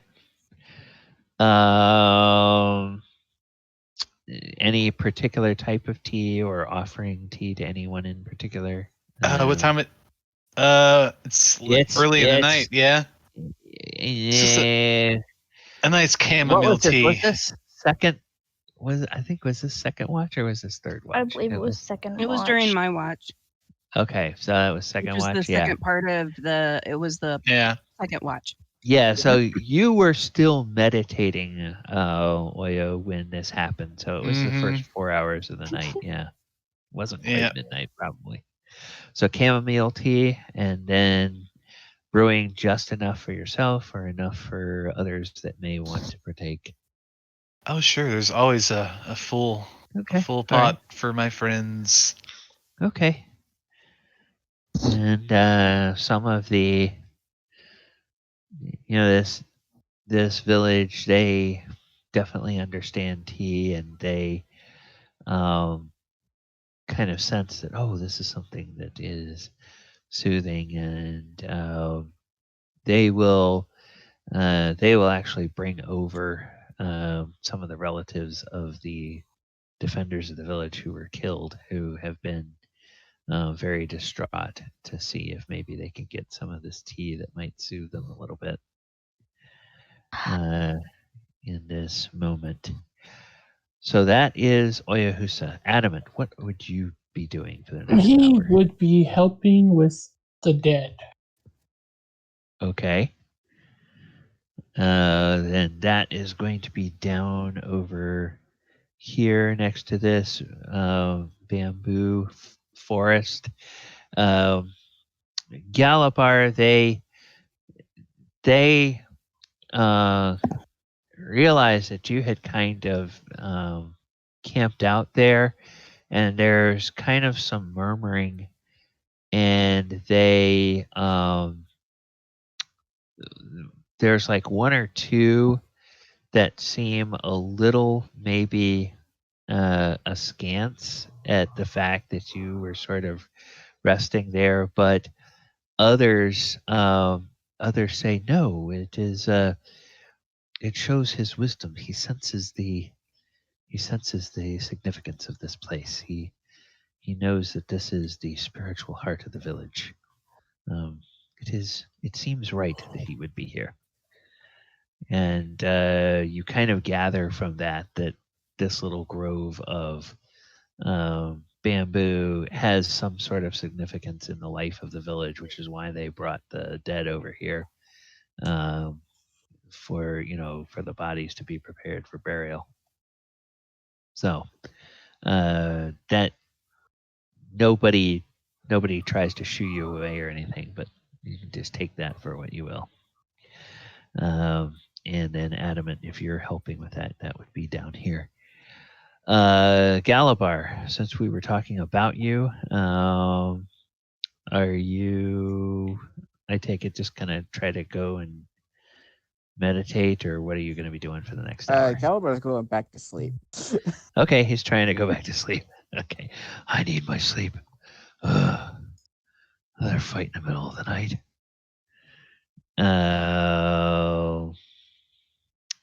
All right, and then Elora. Elora, after going up to those three, she'll go over to Enka and make sure that she isn't injured at all. And Okay. seeing that she's a little bit injured, she'll also use Cure Wounds on her, tracing her finger through all the bruises and stuff where she was hit, trying to heal them up. Okay. Thanks. I appreciate that, but are you okay? You were sound asleep, and I rather woke you up abruptly. Some people don't handle that very well. Elora smiles and rubs her eyes and says, "Am I still even awake yet?" Maybe. All I know is something tastes funny. As she Something rubs her eyes and tastes goes fun. this way. Were And then you dreaming of eating more food? What? She'll taste her chops for a moment and says, "No, it tastes like leftovers." Ah. You had a I little think it regurgitation probably. there, huh? Yeah. It doesn't taste quite as good as it did the first time, did it? Not at all. Okay. Well, hopefully some good sleep will help cure you of that. I'm sure they will have a wonderfully large breakfast for us in the morning. Laura will nod her head and say, "Not as much." And she'll shake her head and try and move over to the steps, thinking that was there normally steps before they burned down? Yeah, there were steps. Yeah, there, and you can still see the fire didn't have a whole long time to burn, so the wood of the steps is still there, but some of those planks are going to have to be replaced because they've been charred and burned, and even the prestidigitation can't get rid of that charring of the wood. It can get rid of the soot that has fallen on things, but the actual charred wood is going to have to be pulled up and replaced. Elora, being an elf, she's kind of a dainty, light person, so she can sit down on it. It's not gonna be like it breaks the boards or anything like that, because they didn't burn enough to, be burned all the way through like that. So she'll softly make her way up the stairs, grab the blanket, but knowing that other people are still outside, she'll go on a step, sit there, wrap herself in a blanket, and fall back asleep. Okay. She did that on the step? Yep. Okay. So basically then Enka will actually walk up, pick her up, haul her inside, put her Okay. back on the mattress that she was in the beginning, Wait, we Okay. were sleeping on mattresses? I thought we were sleeping on the floor. Well, we were sleeping on the floor, but remember they brought out the big They pillows that are like, have little mats. Yeah, yeah. think So it's futon. Think futon. Oyo turns to Yeah. Enka and he says, "You did very well." Only wish I could have done more, but unfortunately, everybody was all over the place. It was very difficult. I'm glad you're on our Give Enka a side. thumbs up too. So now, and what? so Enka, that's a good segue. You take Elora inside, and then what do you do for the next hour? I actually sit down, and even though I should be sleeping, I have to put all of this down in a book. Because, it's going to make a great story. Maybe a Sure. song someday. Sure. Okay. So you start writing this, writing your notes on the ballad and everything. Okay. Or on the battle, I should say. Whether you turn it into a ballad or whether you turn it into a some sort of a tale or whatever. That's going to be up to you. All right. So that's how the next hour passes. And speaking of time passing, we are at about 47 after the hour. So let's go ahead and let's take our break for the session. We will target coming back at the top of the hour. Might be a minute or two later than that, depending on how long it takes me to set up what we are going to do next.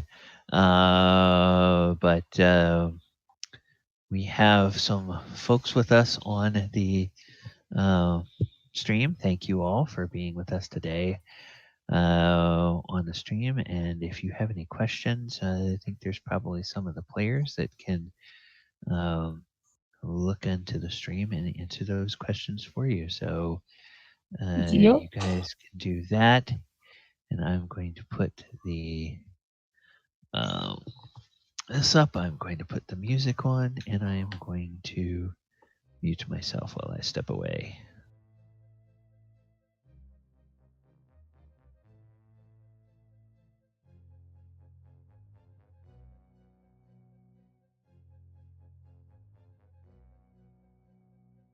It was a very tiring fight for Elora. Half asleep and used most of our high level spell slots. Yep, I know that feeling. What I really, really wanted to do in front of Galibar is that I wanted to use Blight on the spellcaster. I really want to do that straight in front of his face to get a reaction out of your what's his name?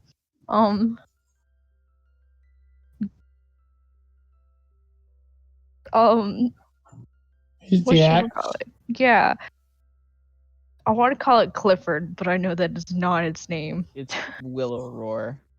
Clifford. Willow Roar. Willow Roar.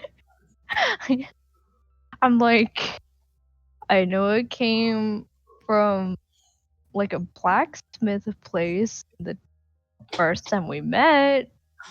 Don't remember the name.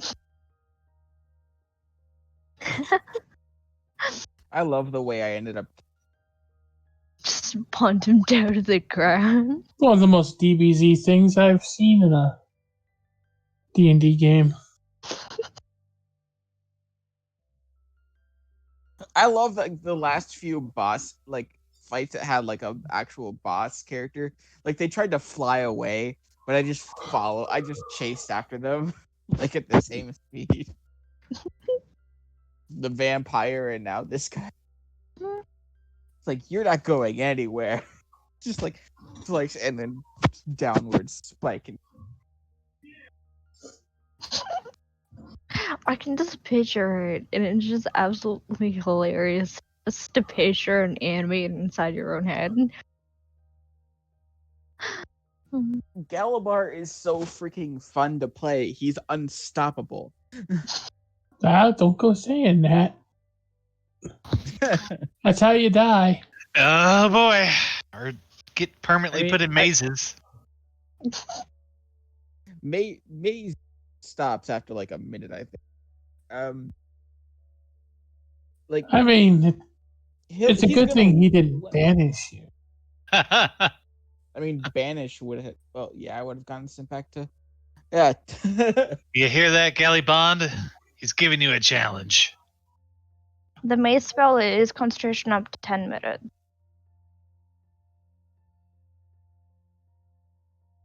I mean, once I get my custom class, I'm going to lose half my resistance. So I mean, he could just, put you up against a really high spellcaster and then put you in a force cage, and you're not doing nothing. I mean, Someone needs to get the spell until magic. Until I get my custom class.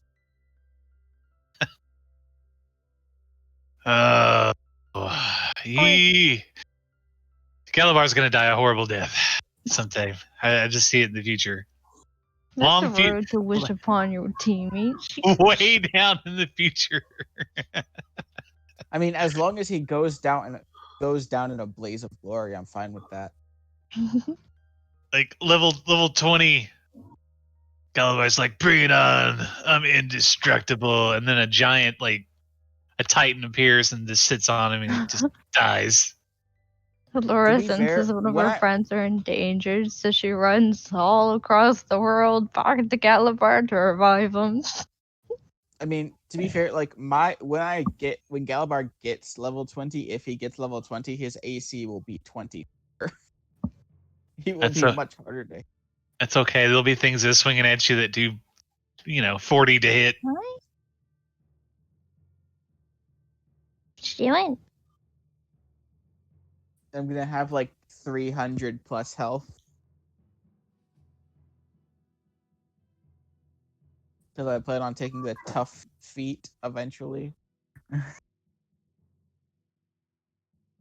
I think once I get my custom class or we level up again, I'm probably gonna take the Mage Slayer feat. Kill the caster people.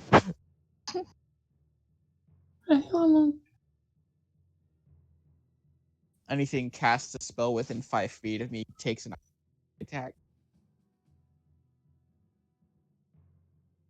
And has disadvantage on constant checks. No, I did not. I'll be right back.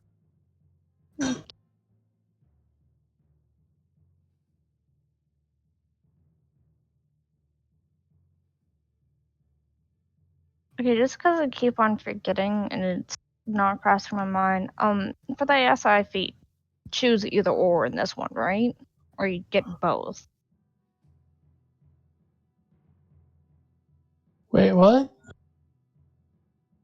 So no, you choose either or. Okay, because I know one of my other games, I forget which one. Like they used to say, "Oh yeah, take both." Some GMs will do that.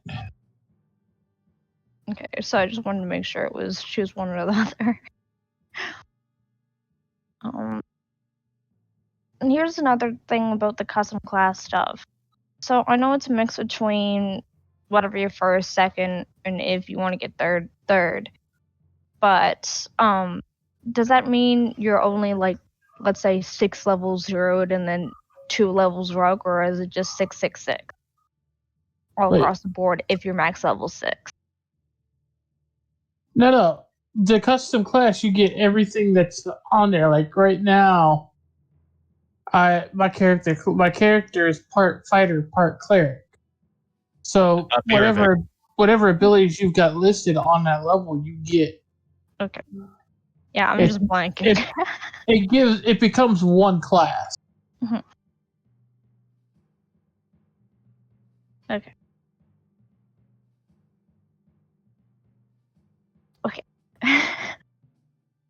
I had to piece together what you're asking. I thought, wait, my brain. I'm being like completely, I don't know, questioning everything.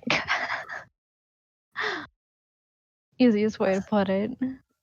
Nothing is allowed and everything is permitted. Just remember. I'm back. Welcome back.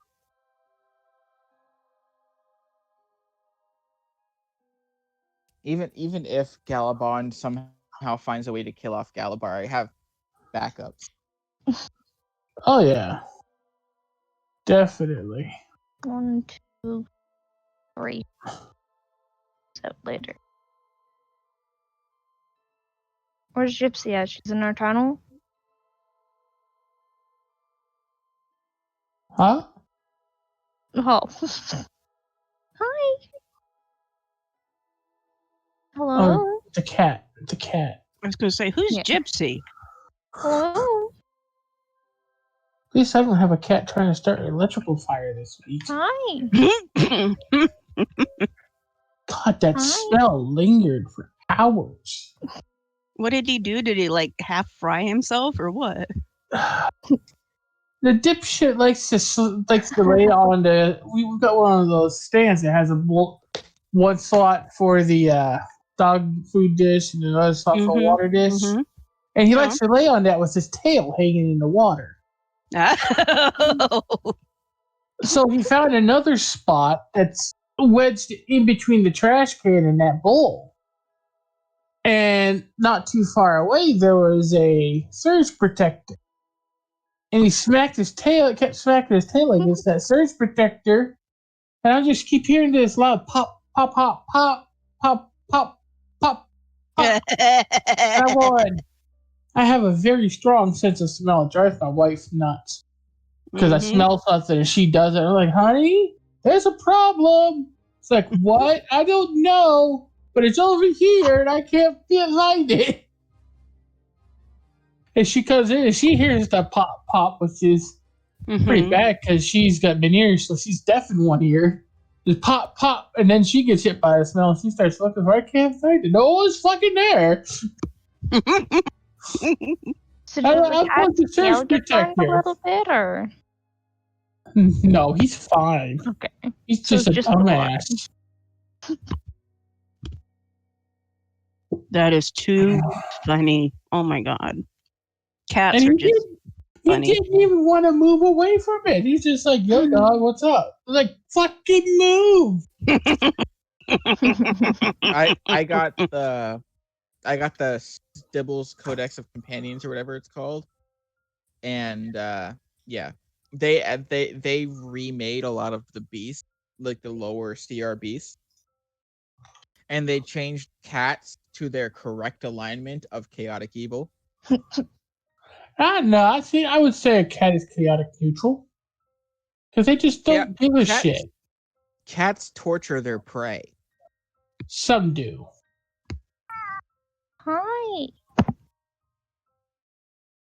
I had a calico who was just a gangster. Hello. He's a gangster thug. No thug. A gangster, like mafia style. I'm gonna make you an offer you can't refuse. Damn it. For instance, me and my buddies were out playing football while the subdivision was still being built. And it was just unoccupied houses going along the road, so we used the yards to play football.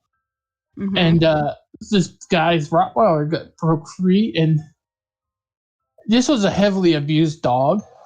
Oh no. So it was vicious as all get out.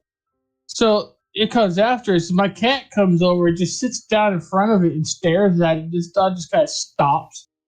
It's like looks back for a second and goes home. It's like, no, I'm good. And then the next day the dog was dead. Oh no. Really?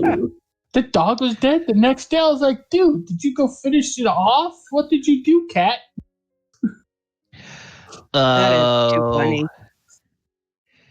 Okay, I'm going to need about 5 more minutes. So you guys, if you all have anything that you want to do in character, or if you just want to chat so that there's not dead air, please do so. I'm going to mute myself again so that I can focus on what I need to do here. Alrighty, sir. That's fine. We'll keep ourselves entertained. Oh, Stepping himself too well. I Ex- highly recommend getting the Stibbles Codex. There's a lot of really great, including like they have a feature that I think should be added to familiars. A bonding process where you can get animals and other kinds of creatures and like form a relationship with them. So you could like have them as like actual companion. It's really, really, really well built. All I can And there's see is the cats going, fuck off. Excuse my English. Most of them, literally, they have personalities that do different things. And one of the ones listed for the cat is they literally have like the two personalities that the cats will have on average are evil personalities. One of which is listed as Stinky. The stink eye. I'm gonna give you the stink eye. Stinky. Oh, Stinky. Yeah, like they literally just don't give a crap enough to take care of themselves. So they literally rely on you to do everything for them. I think another one was Lazy, where they will literally do nothing in combat and will actively try to lose, take another nap. Do Gallibond say talk in character or just continue talking in general? well, we could do either, Okay. as long as there's not dead air. Very fair. There's in the book there is like a baby Hydra that is true neutral. There's a baby Cerberus, like a Cerberus puppy, freaking adorable. Like they have gummy bear. No. Just no. And Do they if you- bounce if here you, and there uh, and everywhere? Well, I didn't actually look much into the character sheet, but if you can take chunks off of them, and if there are too many like gummy bears that have been damaged, they will go together and form an amalgamation that is CR3. That's funny. As I said, no. Just no. The first ooze companion in the book is called a black pudding cup. Oh God. It is literally a clay cup with black pudding in it. There's also gelatinous ice cubes. Like they're the size of ice cubes. They're fucking adorable. There are so many good creatures in that book. Also some really cool spells and magic items. Ow, somebody overlooked me.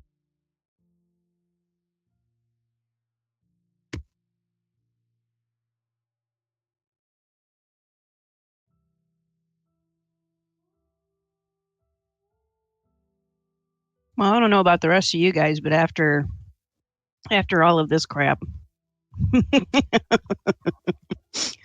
Enka's gonna be like, okay, I got it all written down, best I can remember.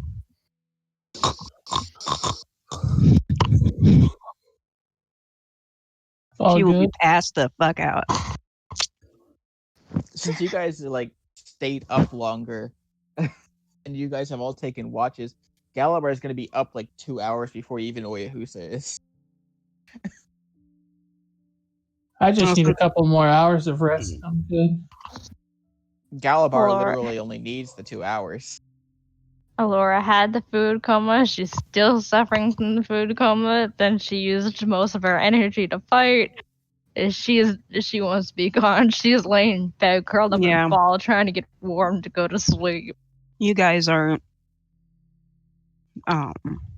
Yeah, Enka's like, I did the first 2 watches. I'm tired. Screw this. Galibar only needs like 2.5 hours more of sleep before he's good enough. He's good to be up and going to do his morning exercises.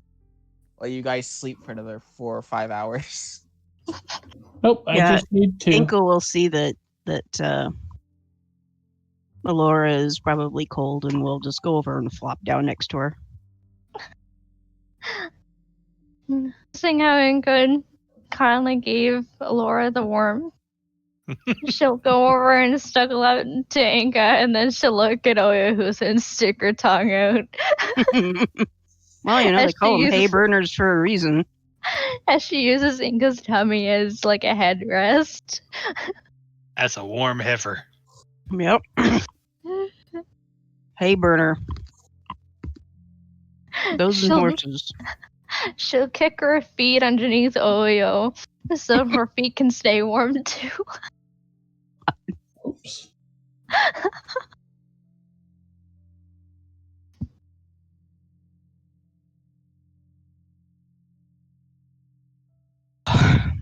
So out of character real quick. What are you guys all doing for Christmas? Oh, not Playing. much. Bro. Probably just playing Cyberpunk. I'm going to Texas. Yeehaw! I have work the day before and after Christmas, so I'm not going. I bought a really nice big. Well, I put in an order from a local family. They do like old school barbecue and smoking, so I got me this delicious big old hickory Nice. smoked ham with the marbling and everything that's going to be on it. So I'm going to take that down and bring it to the family. We might watch Wonder Yeah. Woman on Christmas Day or something. Yeah, my sister is hosting Christmas Eve. She lives in town, about 15 minutes away from me. She's hosting Christmas Eve, so she's gonna make Thank you. made rights and oh god, I love made rights, and just some other snack foods. We'll watch the kids open presents, and then I'm hosting Christmas Day. And since we did the big turkey and everything on Thanksgiving, we're doing steaks. So we're going to host the steaks and creamy French onion soup, twice baked potatoes.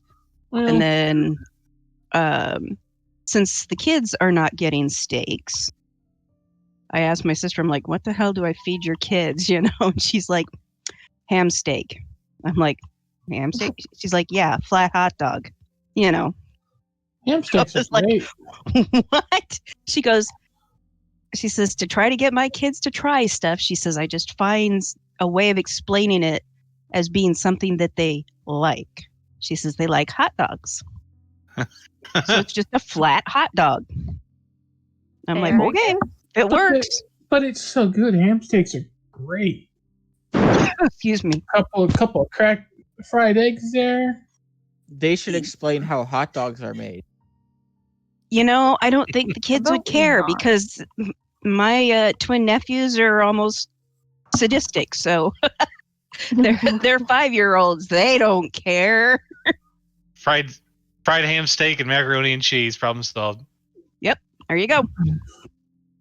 So I So, want yeah. to share this video, but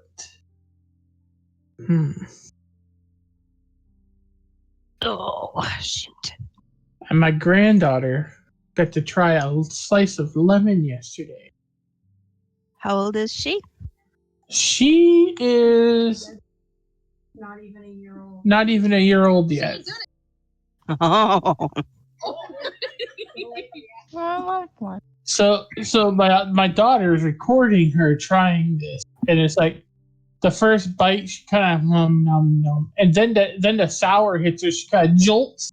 yeah. She gets that. She jerks back and gets that screwed up face. Like, She didn't even do that. She just jolted. Her eyes went wide, and she looked, nommed a couple more times, and then went back for more. I was like, this kid's a fucking trooper. oh wow. I love lemons. I could eat a whole lemon if I really wanted to. Well, Just for a snack. she's not even a year old, so getting her to try new things Mm-hmm. is kind of easy right now. But like my grandson, after he started eating solid foods, he got super picky. He's not quite as picky now. He is not quite as picky now, thankfully. He's trying new things, but for a while there, it was mac and cheese or chicken nuggets. Can't go wrong with chicken nuggets. Like, let's So be one of my real. nephews is a huge fan of broccoli, but we just call him he can't say broccoli, so he just says green trees. I want green trees. Hey, Or pizza roll. And I just Oh, looked yeah. at my sister and she goes, "Well, it works." I'm like, "Yeah, it does. Yeah, I just well, never they thought are. of it that way." he also had an intense love affair with pizza rolls and peanut butter sandwiches. Hmm. This little monster, I had a plate of pizza rolls on, sitting here eating them during the game. He comes in, looks at my desk, climbs up in my lap, snags the last pizza roll, hops out of my lap, and hauls ass, Well, of course. laughing the whole way. I'm like, "You little son of a bitch!" He stole my last pizza roll, and then he ran like the thief that he is. Mm-hmm. Oh yeah. Oh, let's see here.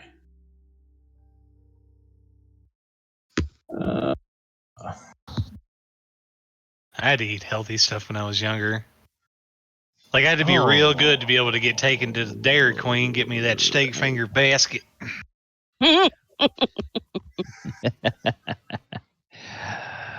Oh, right.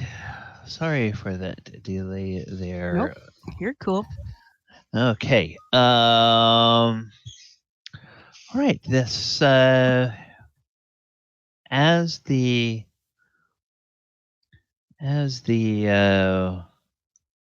evening sort of progresses, and the night wears on.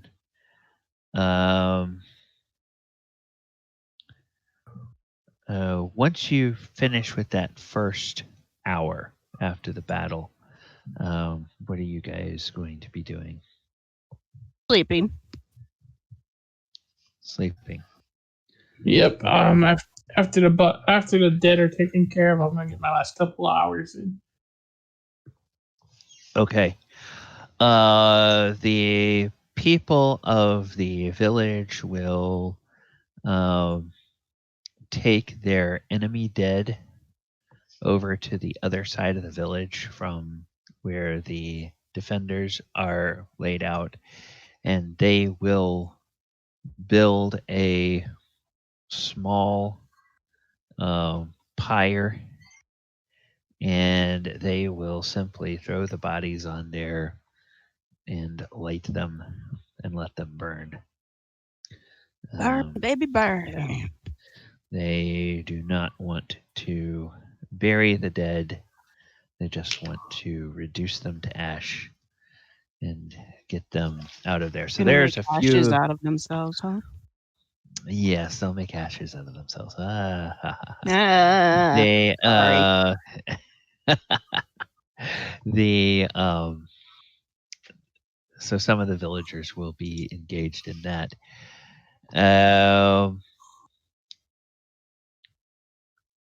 I think Galibar was planning to spend the rest of the night outside. Well, he only needs like two more hours of sleep before he gets the full rest needed. Okay. Yeah.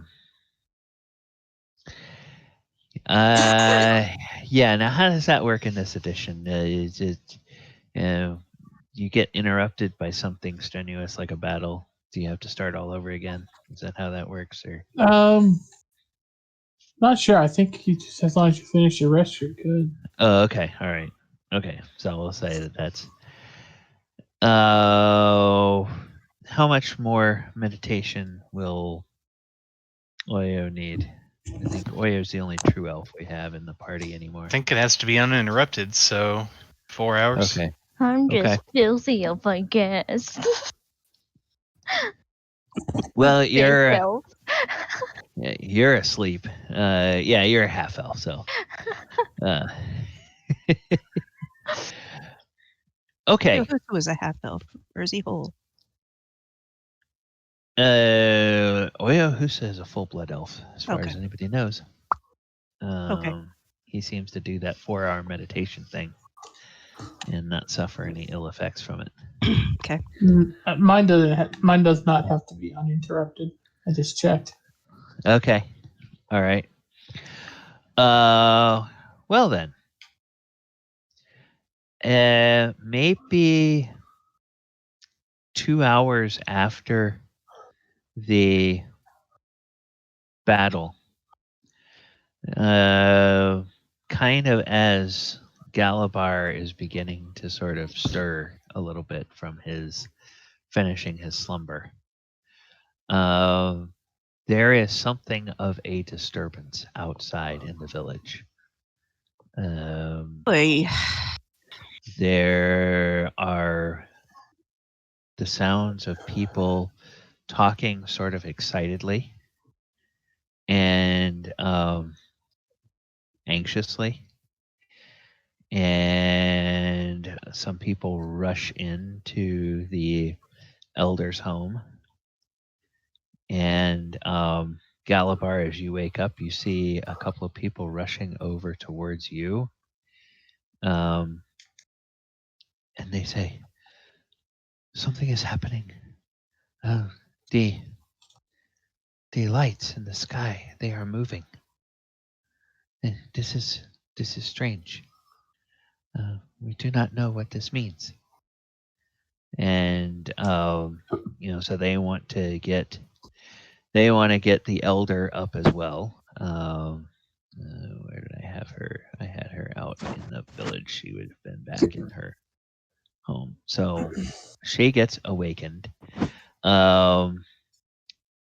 Oyohusa, you will hear this going on, and I guess Adamant, you're kind of, as soon as people start tramping in, kind of do that R2D2 thing. Yep. Wakes up and as his head moves around looking to see what's going on. Oyo, you're kind of aware of that. And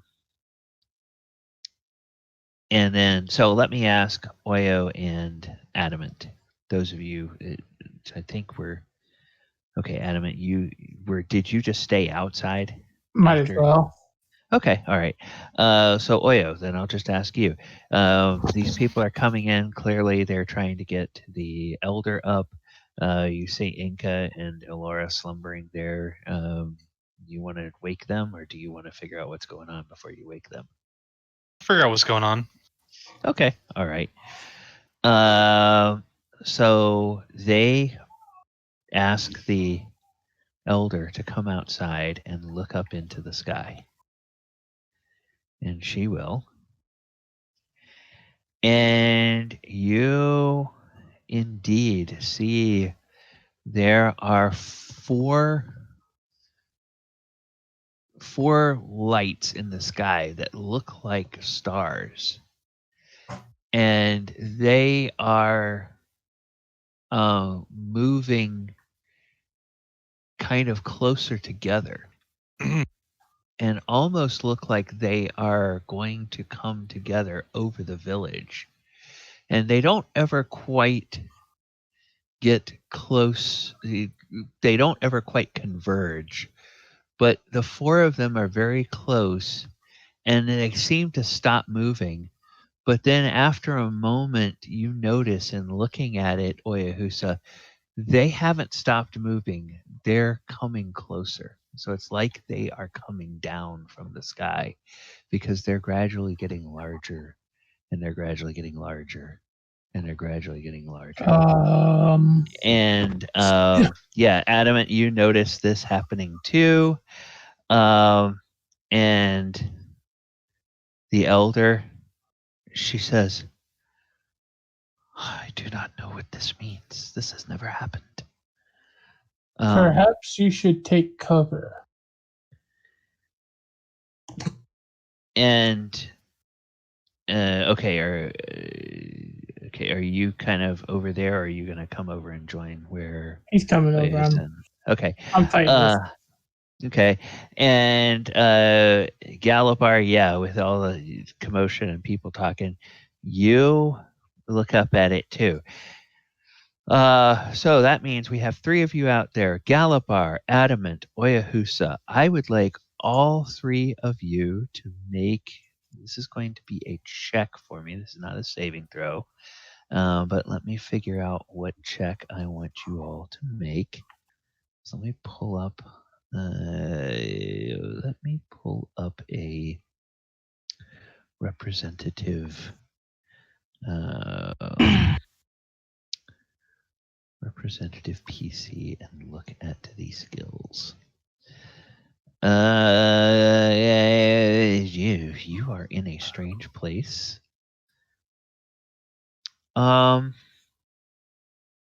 Perception, wouldn't it?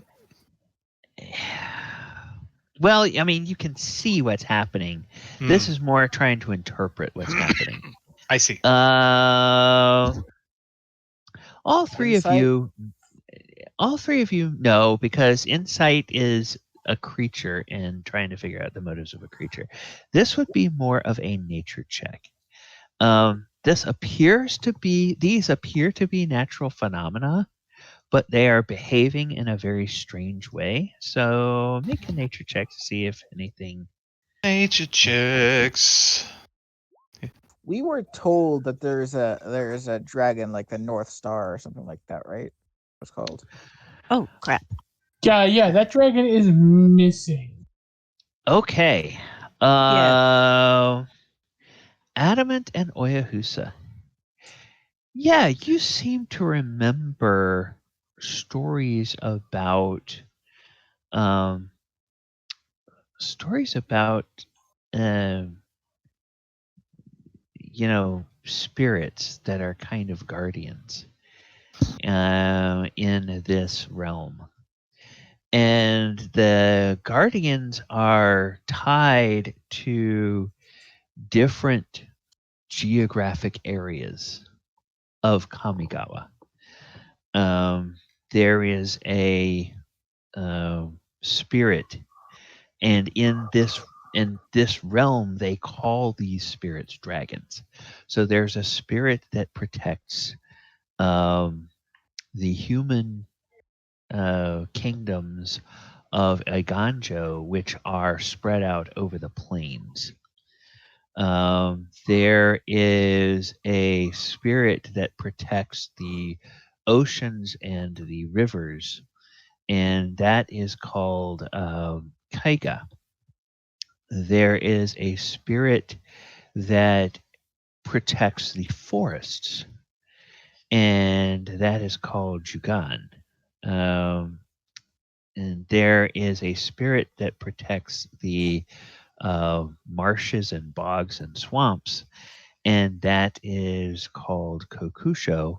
And then there is a spirit that protects the mountains, and this is the one that you had heard stories was corrupted, and it is called Ryusei. And so you're seeing these four lights, and they are coming down, and you're beginning to be able to see detail, and you're beginning to be able to say detail. And, I've learned how to do a few cool things in Roll20, but I haven't learned how to do cool things where you can, enlarge tokens, smoothly in a group. So I just have put them. I'm just going to reveal them once they get to their full size here, which means I need to go here and move. So dragon spirits are heading our direction. And Adamant will reiterate. You may want to take cover. There's when they get to maybe 500 feet, you can see that there's sort of an aura around these, which is sort of obscuring your view. It's almost like there's a halo, or not a halo, but a cloak of clouds around these. And then they descend until they get maybe about 100 feet off the ground. And they stop, and the mist of clouds begins to dissipate, and it resolves into four shapes that you can see. And what you see hovering over the village, you see these. Has anybody bothered to go get the girls? Or are you just going to let us sleep through this? Nah, And it was. the everybody in the village that is part of the village, there is a collective gasp, and they all immediately fall down on their knees and they just bow their heads to the ground. For them, this is clearly something that, well, has never happened, and is clearly something that they take as a, something incredibly significant religiously. And then you, actually, Elora and Enka, you will hear this too. In whatever state of slumber you are in, it will jolt you awake. But Adamant, Galibar, Oyohusa, Elora, and Enka will all hear a chorus of voices in your heads. This is not spoken out loud, and the sounds of the night wind are just as they were before, although all the insects have just, night birds and insects completely stopped. Don't make Because a something sound. has Don't draw freaked notice. them out. Nothing. Yeah. And they say, greetings, visitors. We sense in your presence two things that are of importance to us. We sense one of you who carries the blood of a dragon in your veins. And we sense one of you who carries a key to restoring our brother.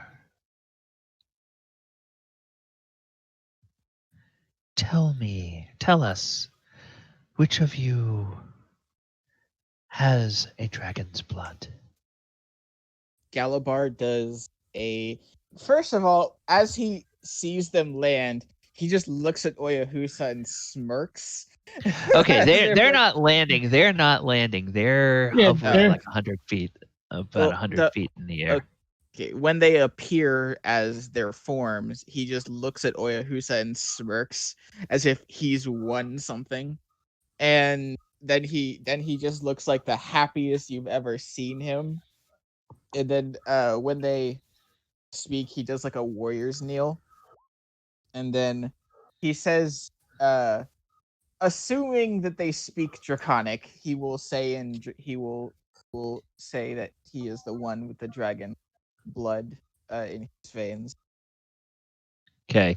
Yeah, they've been communicating telepathically, so you get the sense that whatever language you use, they probably are going to pick up telepathically what your meaning is. So you can say it out loud, you can respond to them telepathically. It probably doesn't matter.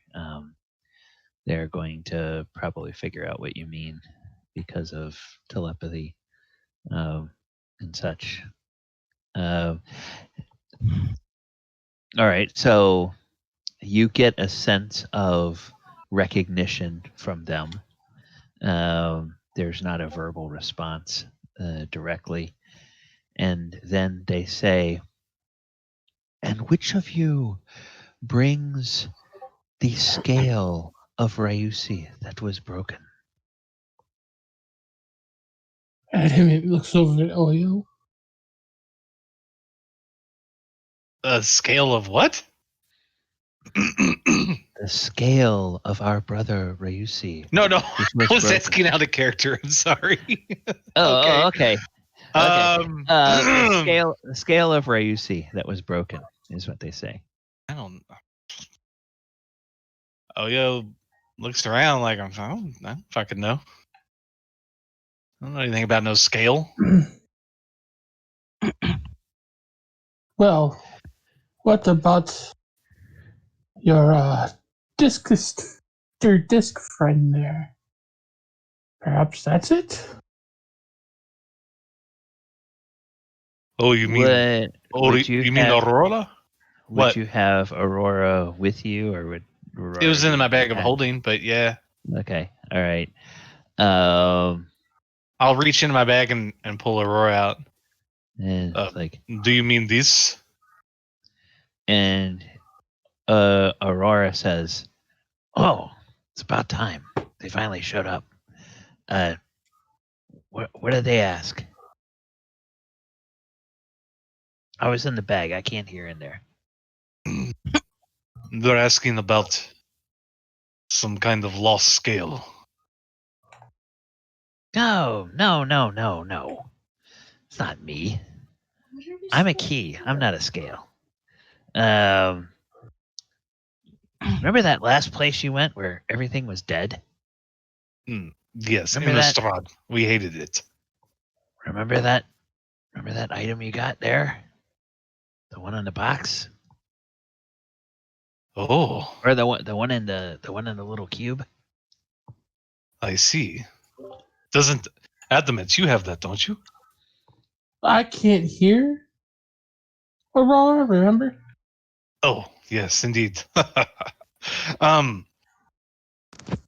You remember on Innistrad we got that small box with something inside. Oh, yes. He will dig out the item that he got out of that box. I was wondering. Okay. And they go, "Yes. That is it. That is it. The Oni, powerful Oni, demonic spirits have corrupted our brother, who is guardian of the mountains. You must return that scale. But he is mad, and he does not know himself. He is corrupted. You must fight him. You must defeat him. You must subdue him. And you must restore the scale that was broken from him. And then he will be our brother once again. Do this for us. And there are powerful boons we can offer you. But the scale must be restored by you. And all of you recognize when they say you, they are kind of talking at Galibar. So it's like, only a dragon may restore the broken scale of our brother.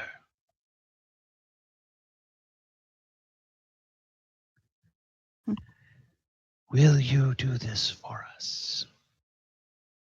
Absolutely. And Elora and Enka, since you guys haven't moved, I mean, all this stuff is going on.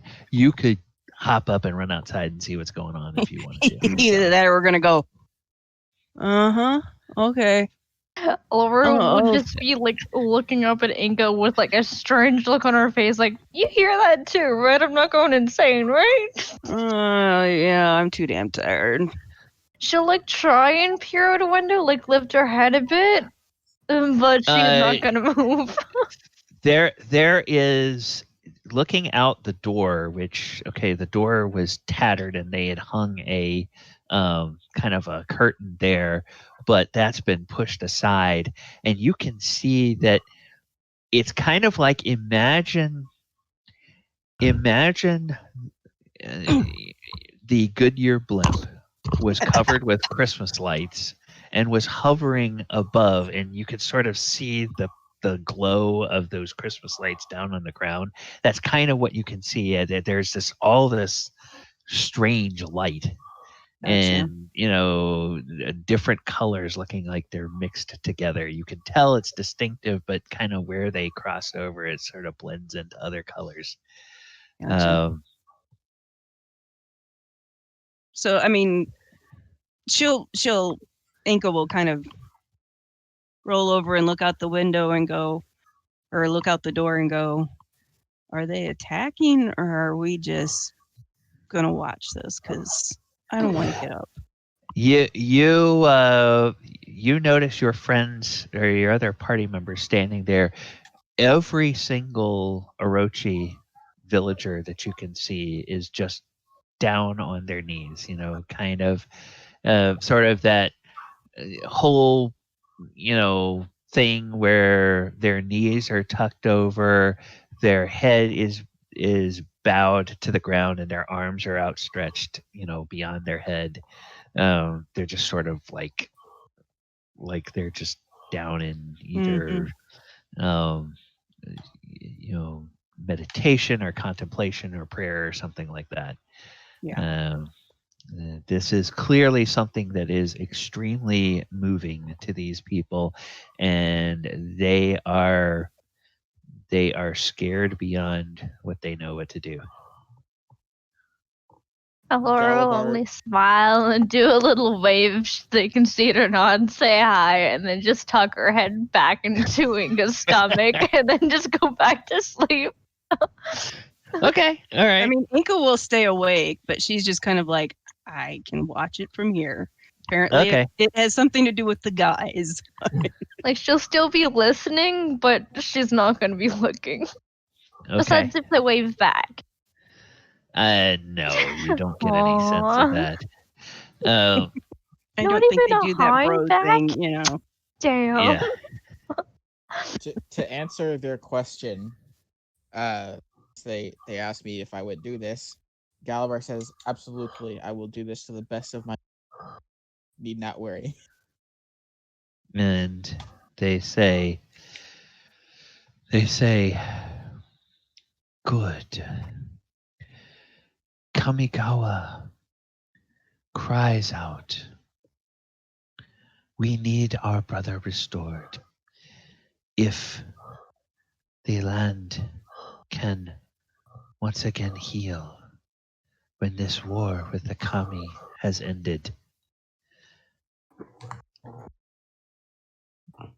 Complete this task for us and know that the guardians of Kamigawa will ever be in your debt. And how do we find him? He is in the mountains? He has been corrupted. If you find the ogre that they call Hidetsugu, you will be able to find our brother. I see.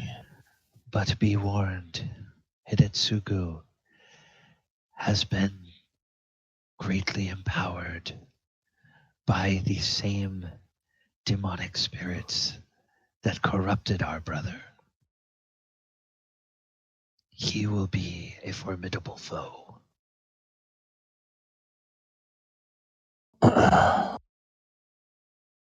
Well then. This is something that needs to be done sooner than later, is it?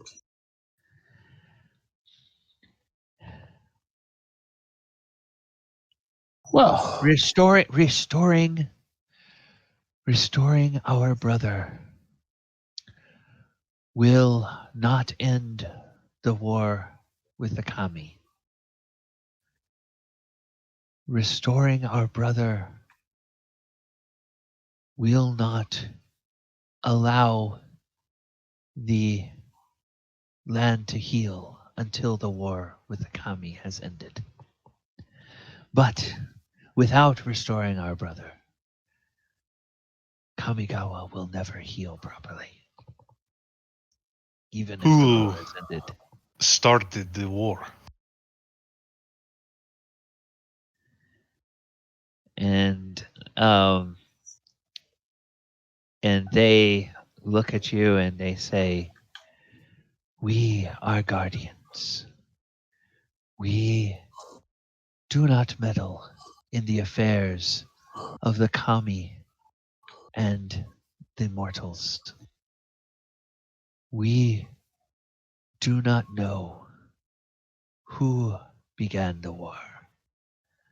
Adamant just kind of raises his hand. If I Okay. might ask a question, what kind of guardians don't guard their world?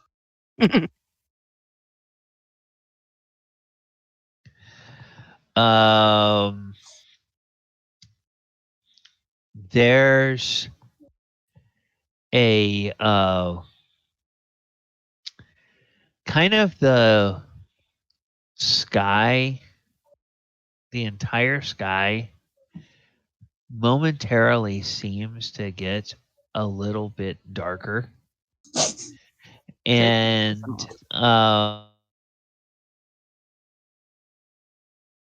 sky getting darker, you realize that it's these four spirits glowing a little bit brighter. Feel kind of the wind rising in the trees, and then you can sort of feel just on the edge of perception, like the ground is just sort of trembling. And then the voices say, and there is a little bit of heat in them, not a lot, but a little bit of heat in the voices, and they say, "You are not guardians of this world. You do not know of this world, but you must assist us Oh, if you want our aid." we will definitely assist you. I'm just curious. As you said, we're not the guardians, but you are. We are on our way to the forest, and we seek guidance of the monks that live there. We're not really sure where we should go or focus. We thought it'd be wise to get their guidance. Do you have anything that you can offer? And the sky seems to return to normal, and the wind seems to die, and the trembling of the ground seems to dissipate. And then they say, one of them in particular, and it is, you guys get a sense. You don't know how you know which one is which, but you get a sense that the one that responds to you is Kokusho. So that would be this one here. Kokusho responds and says, "You speak of the Bukoda. The Bukoda are the survivors of Numai, an ancient kingdom that was swallowed by the Takanuma swamp when their mages undertook unwise experiments of magic. The Bukoda remember the folly of their ancestors, and they seek atonement. I miss the Bukoda. The Takanuma swamp would be better if they were returned to their home. Instead, it simply grows wild with bandits and those that do not care for it. I believe you will find that the kitsune can lead you to the Bukoda. And your allies here in the village can lead you to the kitsune. And then there is a voice, and this is an audible voice, that speaks. And you all get the sense, get the impression that this one who is speaking is Jugan. So it's this one here. Jugan speaks, and then it says audibly in the common tongue. It says, "People of Kofu village, lead these strangers to the kitsune, and we will restore those who fell in defense of your village this night. Fail to lead these strangers to the kitsune, and those defenders will not be the only ones to fall." And then with that, you notice that the 4 spirits, they start to rise up, and they start to get smaller, and then they're shrouded in clouds, and they rather kind of quickly, more quickly than they converged and descended, they return to their respective corners of the sky. And the you look down and you see that the Orochi on the ground are now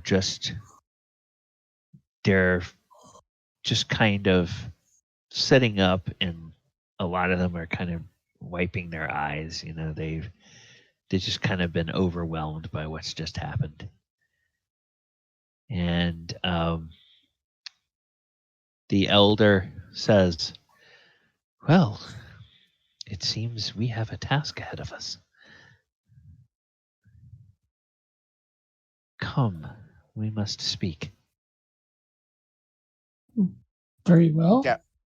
Galibar looks super freaking happy, but also eager to this place, to go over to defeat that dragon and please these other dragons.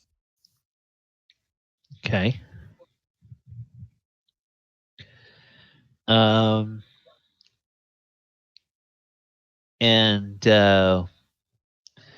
so the elder goes inside, and I guess Elora and Enka, Elora is trying to pretend she's asleep, but I think Elora and Enka are both awake. When We're just when being Orochi- lazy. Okay, when when the elder comes in, and then will Oyo and Adamant and Galibar go inside the house? Oh as well? yes. Before they Oh. go inside, Galibar like gives a side glance to Oyohusa. It's like, you said they would kill me. And walks Why do you inside. people let Adamant talk to ancient dragons? Haven't you learned? Oyo just kind of takes a walk about the village with Aurora. How are we supposed to stop Adamant from talking? It's not like we can cover his mouth. We can sit you down and stitch your mouth shut. Well, He doesn't have a mouth. he is metal. We could put a lid on it. Oh well, then we could Yeah. probably, Just weld a little patch over it so it's except But they were that would talking telepathically. yeah, that wouldn't that would actually kind of be hurtful to the party when he was trying to cast a healing spell. Oh, let's just or put a cast a- tinfoil hat over his head so nothing can get in or out. oh god. So, yeah, Oyo is taking a walk about the village and he's talking to Aurora. That's what he's going to be doing. He's Okay, so he's gonna do that before he heads inside. Inside the house. All right. So might be a little dialogue there, but yeah. let me deal with the others.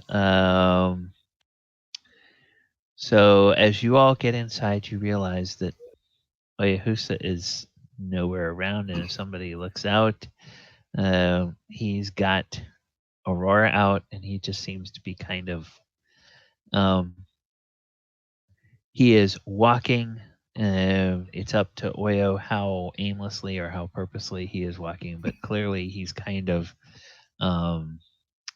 lost in thought with Aurora at some point. So, okay, he'll be along in a while. While you are waiting for him, Adamant, Galibar, anything in particular you guys want to do? Galibar went inside. Yeah, okay. Adamant, anything you want to do?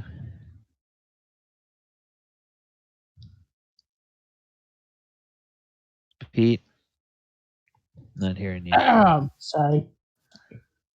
My dog was trying to get uppity. I had to mute myself. Okay. Adam is still curious about why, about the question he asked, but they left. So he's just going to go inside. Okay. All right. Very well. So, Oyo, you've got Aurora there.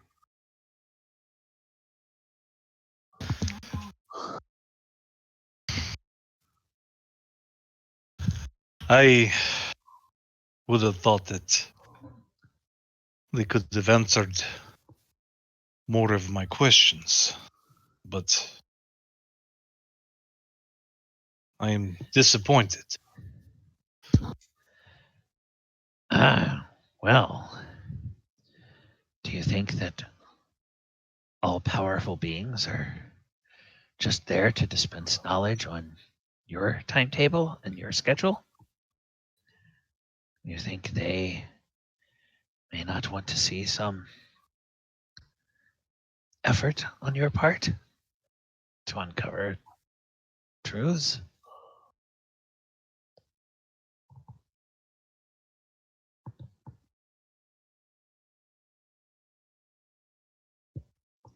You know, secrets are secrets for a reason. You want to find them, you can't just go and ask people, hey, what's your secret? Gotta work for it.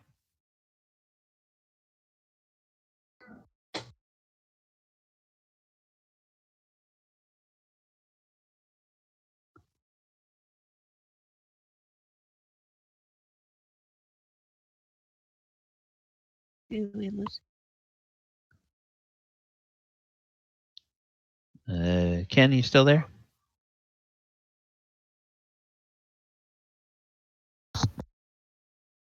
Testing. Yeah. Yep. Nope. Okay. What was the last thing you said? Heard me say? Just heard you ask. Just heard you say you were disappointed that they didn't answer more of your questions, and we didn't hear anything after that. After Aurora Oh, yeah. answered you. He would say, I had hoped that they might be able to give me advice on the reason that you're here and I'm here. Maybe something to do with it, but maybe your master's secret is beyond them. I don't know. Ah, but they did give you a clue as to why you are here and why I am here. Oh. I did not have the key, so I did not know that they meant me. Galibar seemed quite excited. Yes, but did you not hear the promise they made? Yes, a very generalized blanket statement, but Ah. And did you not hear that in order to find Ryusi, is that what they called him? yes. Ryusi, their brother. Yeah. In order to find him, you would need to find Hidetsugu. But do you think Hidetsugu is going to simply tell you where to find Ryusi? Not at all, but Once you defeat him, you will be able to discern it, they said. And how do you suppose you will be able to discern it? I'm not sure. All I know is that I do not think we are a match for Hitsugu at the moment. Oh, and it's you can almost hear, if there was a hand, you could almost hear it slap Aurora, slapping himself in the forehead. Oh, why did I have you bring me all this way if there was not yet some purpose? I understand that, but I still have to put the pieces together. Well then, when the time comes, as my master has said, all will be revealed. Have patience, my friend. We are very close to the end of your quest for the gift my master has promised you. But we don't know which direction or where to go here in Kamigawa, do we? Because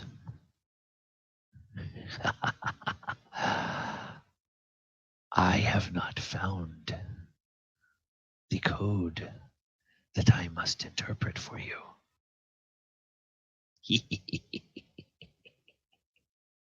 And I was just thinking, it's like riddles upon riddles.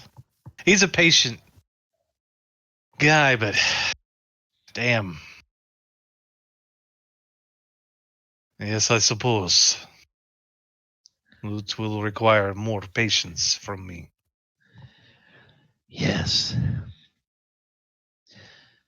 This is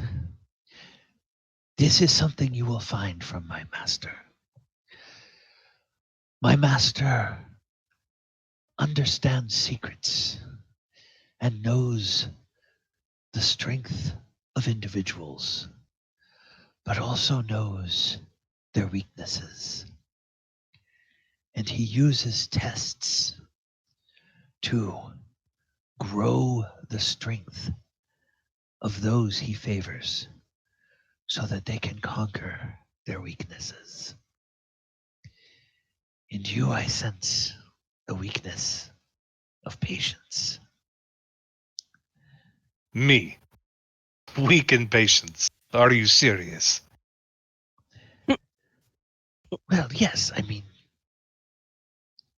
it has not even been a whole year since we found each other, and we are already close to the end of the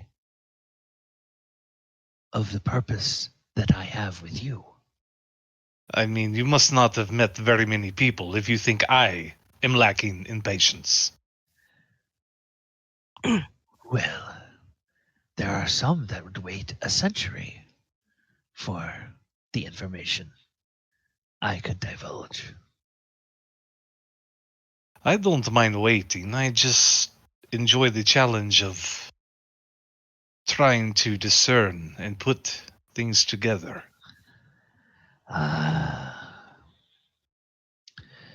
Well, then enjoy the puzzle. The pieces are nearly all on the board. But you will find this is a kind of puzzle that is most curious. Until the last piece is on the board, none of the pieces will fit together correctly. But then, once they are there, make a few simple turns, and voila, they all fall into place. I suppose Yeah. you'll help me with that, won't you? When the time comes. Of course I will. Of course I will. My master loves his children.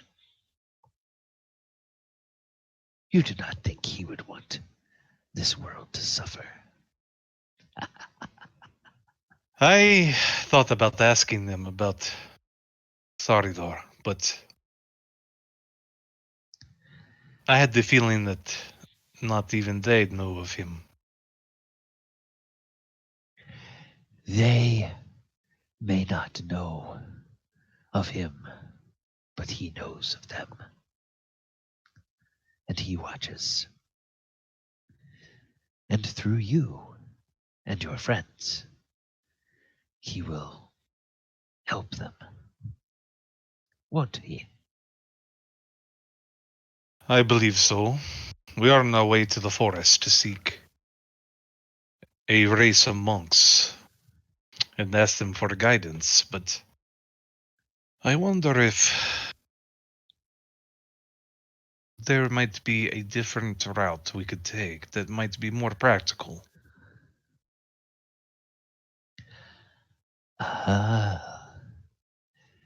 There, you see, my friend?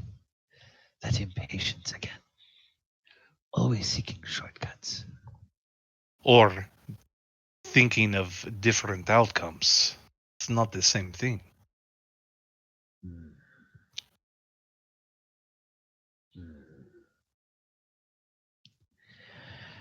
Yes.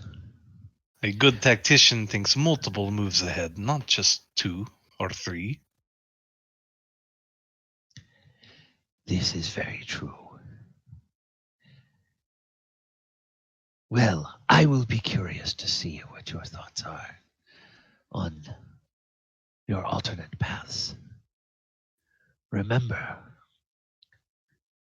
listen to the advice of your allies, but always consider their words carefully. I believe Indeed. your friends are waiting.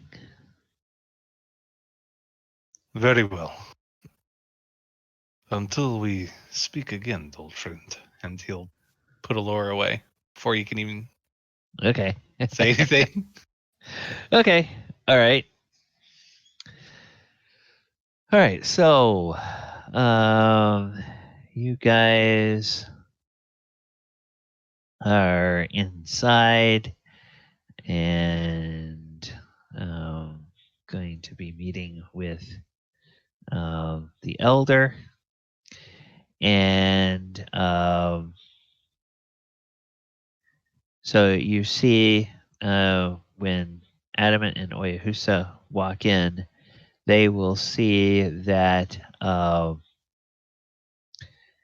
that the elder has found a cloth, and she has opened this cloth out. And this cloth looks very familiar to you. Not in the material it's made of, but in the design that is on it. Because this cloth, which is probably 15 feet by 10 feet and covers a large part of her floor there in the main room of her house, it displays this map that you have seen before. The same one that you saw when you were visiting the Aki previously. Adamant will pull out his copy. Okay. Yes, and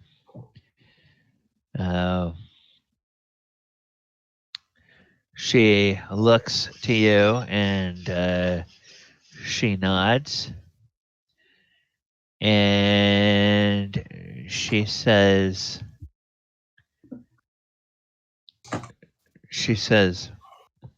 well,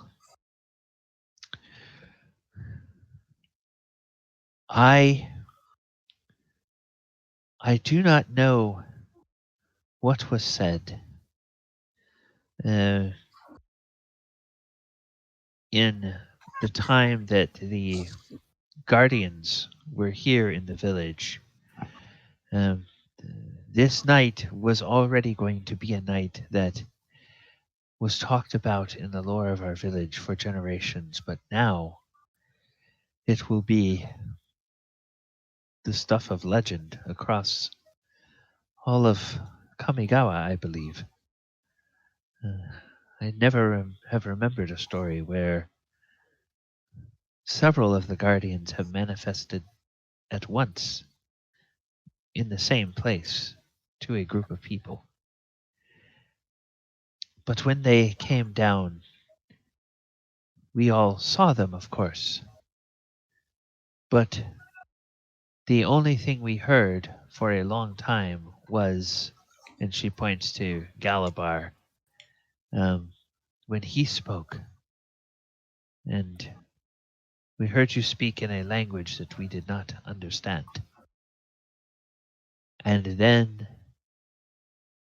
there was the discussion between Adamant and Oyohusa. And then Adamant's questions. And she kind of looks at Adamant and says, very bold. Some might perhaps say foolish questions. But It was an important question. I hope they reflect upon it.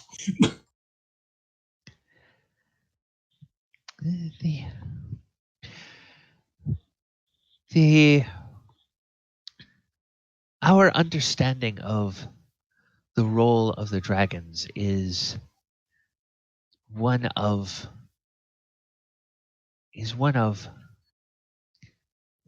well, we have limited understanding of what they actually do. But they exist outside of the realm of mortals and outside of the realm of the kami. And yet they are able to touch them both. They have concerns that, well, I am not sure how to put it in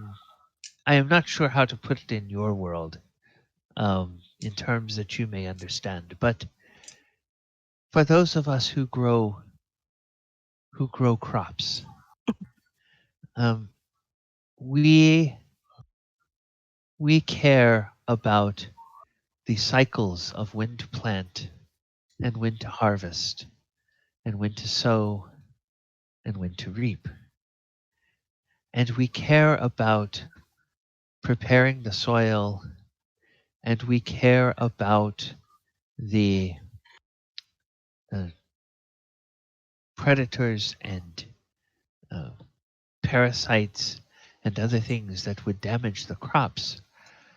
But in terms of the mice that live in the ground where the crops are grown, And the hawks which hunt in the sky above the field, we care not about those things.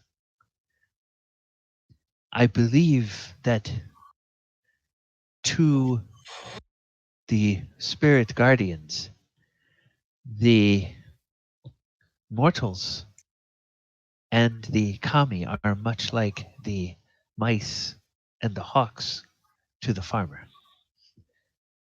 They are part of their world, yes, but not the primary concern that they have.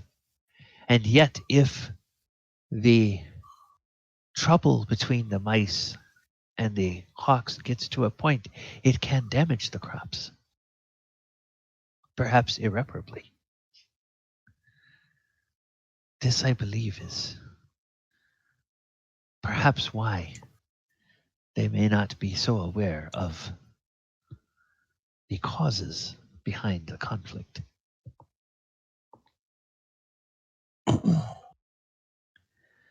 Does that aid your understanding any? Well, I think it is just a bit strange to call oneself a guardian when don't really guard.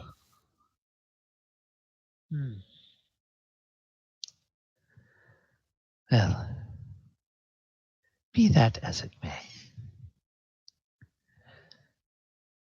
We did hear a clear instruction, a promise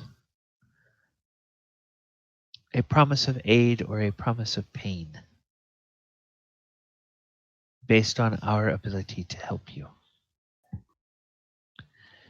And that is why I wish to discuss with you what will come next. And she has some yarn, and she has different colors of yarn and different lengths of pieces of yarn.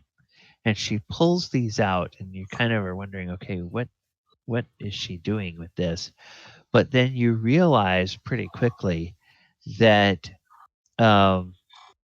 she is going to use these to indicate places on the map in a way that she can lay them down or set them or arrange them.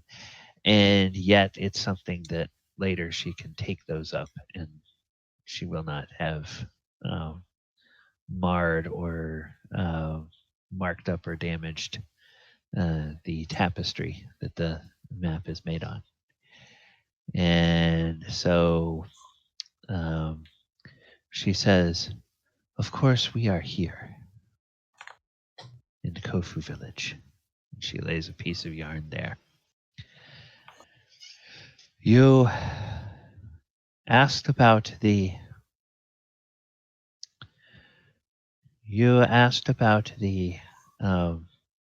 monks, and they mentioned the. Okay, I got to go back to my notes. They mentioned that the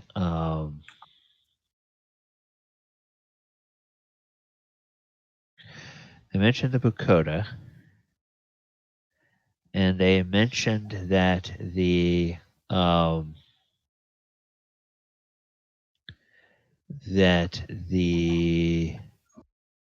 Bukoda can lead you to the kitsune, and the villagers here can lead you to the Bukoda. So she will say, yes, it is a strange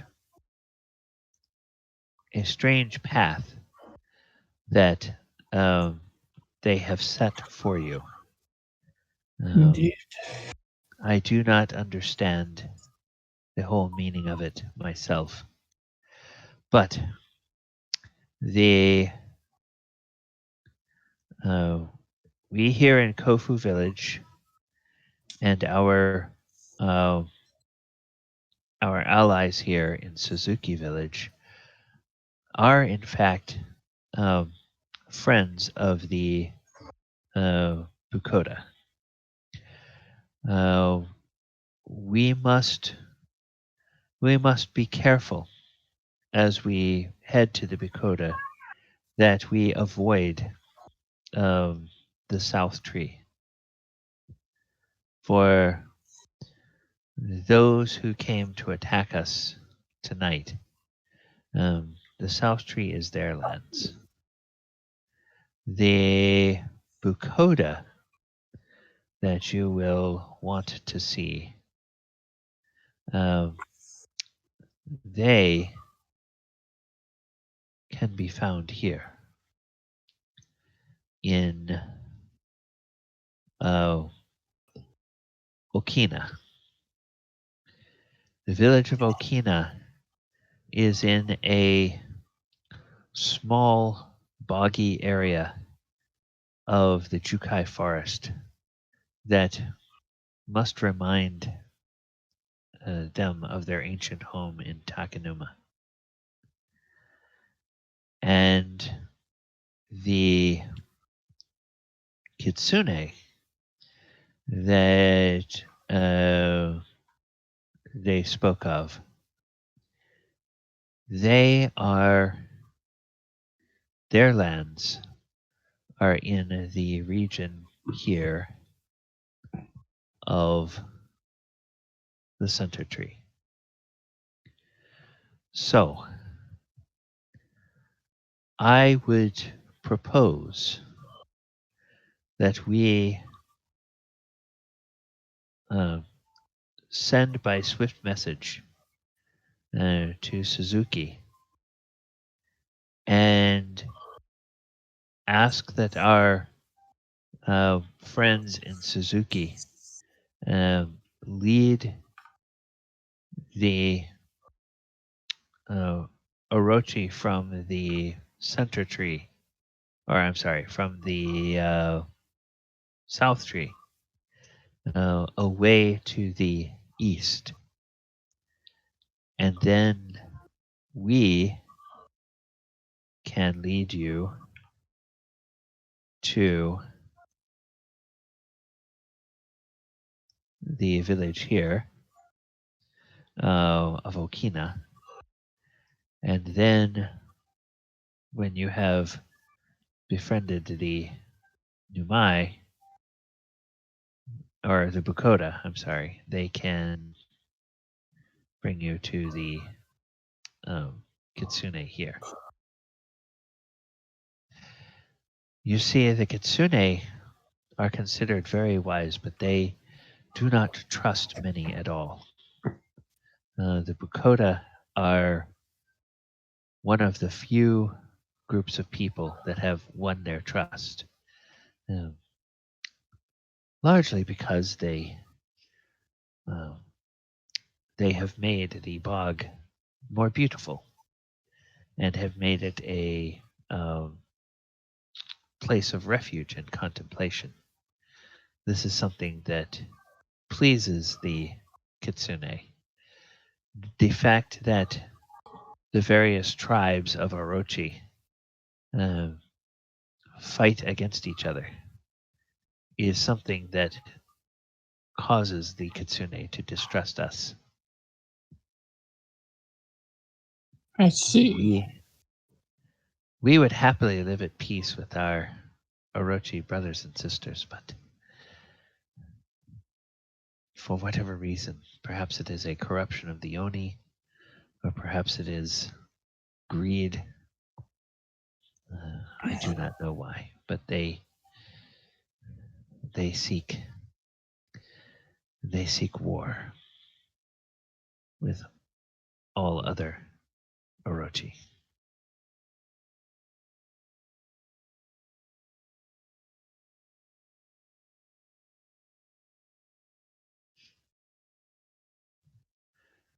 So I believe that when you all have had a chance to rest sufficiently, and we have had an opportunity to make the temporary preparations. We were thinking that we would have some burials today, but after the promise from the protectors, I do not know whether we should rush to do this or not.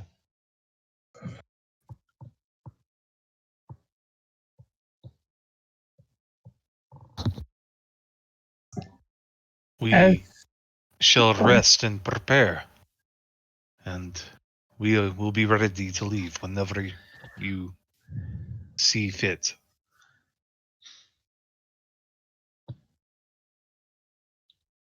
Very well. And so she said, we have a tradition of showing our thanks. Normally, it would consist of days of feasting. But I think, given the events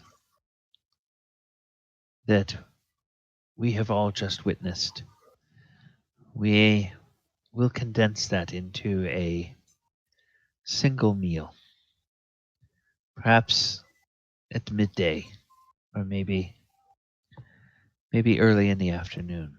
And then, if you all have no qualms about traveling at night, we will set out immediately and go as far as we can before we must camp.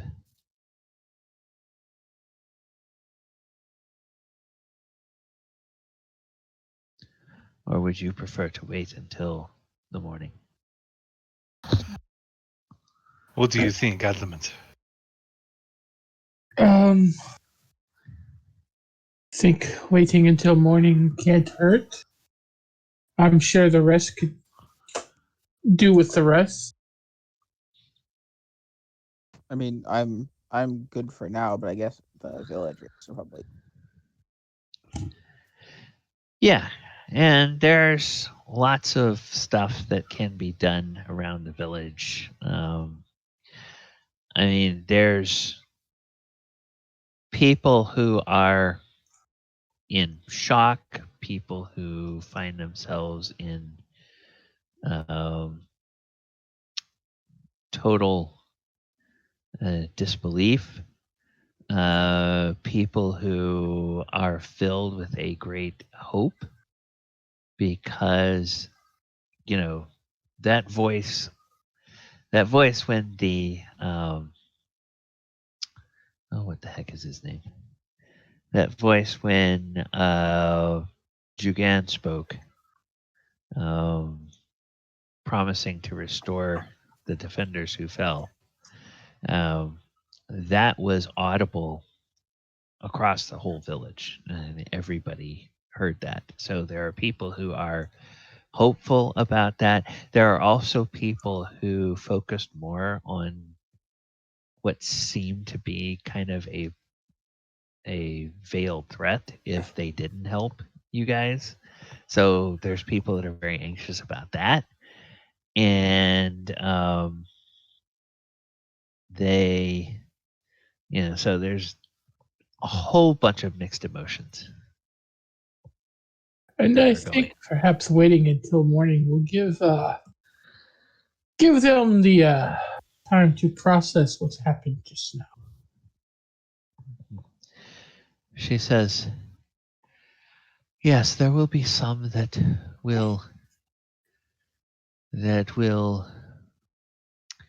feel anxiety over a delay, but we are to help you. And if your counsel is that leaving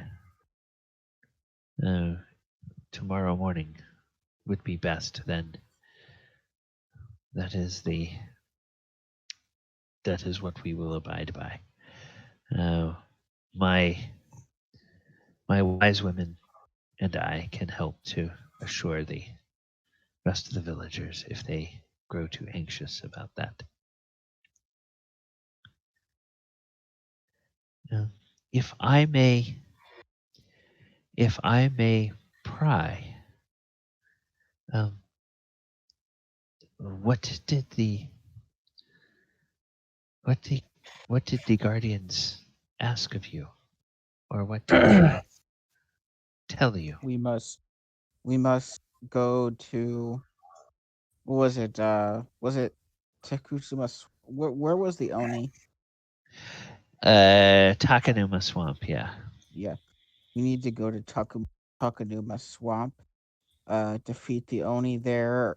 Defeat their corrupted brother, and then restore him back scale. I thought that Higasugu was in the mountains. Yes, they want us to send the monks back to the swamp. Oh, I okay. think that is what was asked, yes, of Kokosho. And her eyes kind of get big, and they say, the guardians ask much. To face both Hidetsugu and the corrupted Ryusei. Oh, I mean, you That- saw us fight today. I barely even got a scratch. this is true. And believe me, the attackers sent a more powerful force than I would have expected to be a raid against our village. They must have known that we harbored strangers. Perhaps they sought to capture you, or question you, or somehow take you as their prisoner. But they will think long and hard about tangling with you again. It seems to be an occurring theme. Speaking of Hopefully. prisoners, what about the ones that are still outside? I would request that one of them be set free and allowed to travel with us if possible. Oh, you speak of the bandits who came with you. Yes, indeed. Yes, I have listened to the counsel of my trusted advisors, and I will tell you what my heart says to me. My heart says to me that the one Zhang, I believe that he has a sincere desire and an opportunity to change his path. Perhaps he has some role to play in leading you to this confrontation with Hidetsugu that the Guardians have told you must happen. But my heart tells me that the other one, this Kang, he is the kind of man that, even if there were not a Hidetsugu that he could follow, his heart would lead him to the most corrupt and the most vile and the most brutal and the most distasteful of leaders that he could find, and he would follow him. We will leave the matter in your hands. I'm sure that you will make a wise decision. I can only hope so. One questions everything that one has considered wise when one is confronted with 4 of the guardians of one's world standing right outside her own house. We I seem to feel get that a quite lot. small. Well, that is why the songs are sung and the tales are told of adventurers and not of village elders who simply look after the lives of their people from one day to the next. I almost envy your simplistic and enjoyful existence.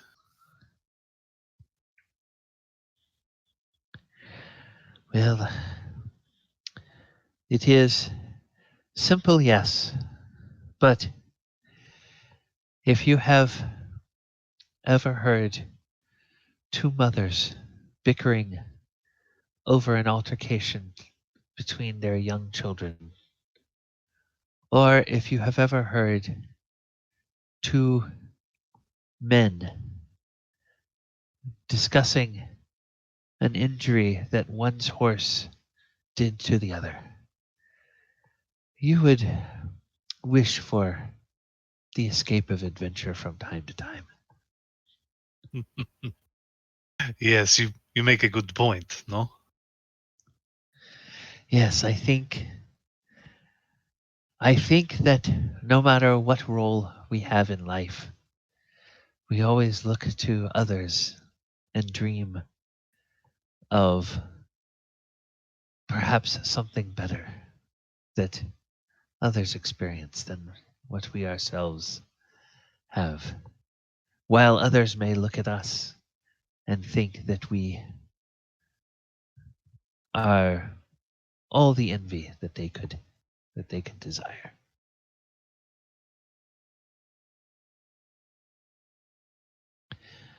So yes, I will release your friend Zhang. I will have the word sent. And then we must consider what is to become of Kang.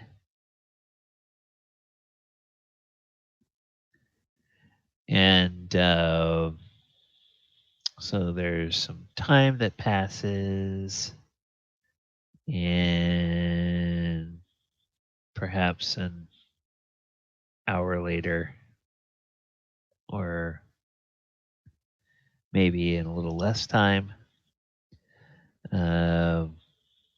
you eventually see that Zhang is escorted. He is no longer bound. He is escorted into the house, and he goes over and he just sits down next to Oyohusa. He just kind of nods. He looks around at all of you and he says, "Thank you. I understand there was some commotion, and in the wake of that, I owe you all my freedom."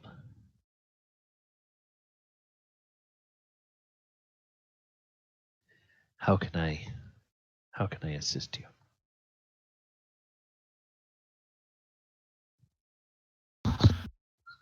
You have knowledge of the inner workings of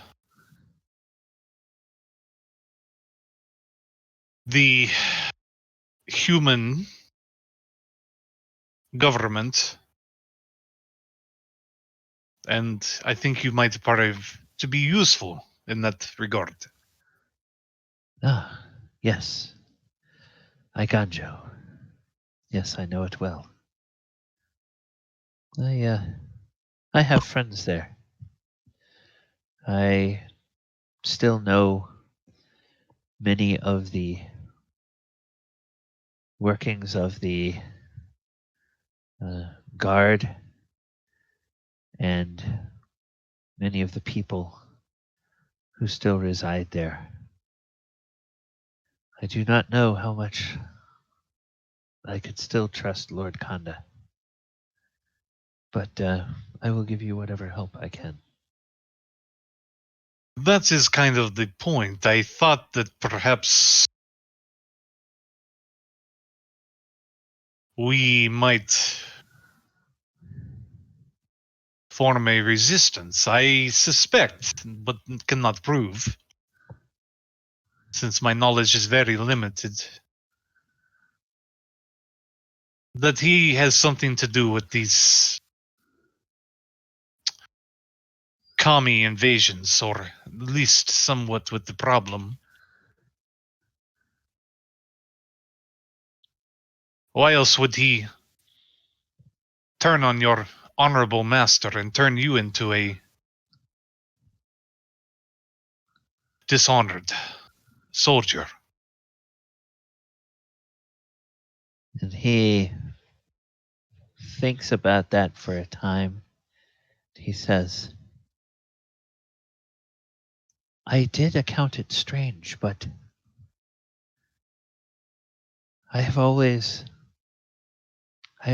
considered that those who lead have a wisdom beyond the rest of us, and that they know best. I was ready to accept what Lord Kanda said as fact until our general opposed it. I've always known our general to be a man of honor and a man of great courage. So I had to question something, but my mind is too used to following orders and not questioning them. So I could not ponder what it might mean. But perhaps you are right.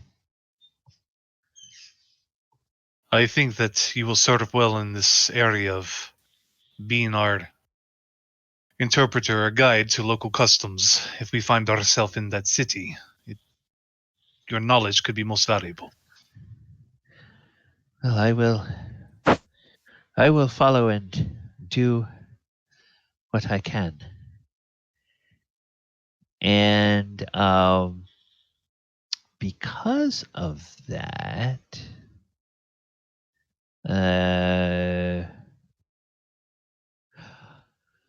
okay, yes, because of that, what I have to do, it's still going to keep his stats the same.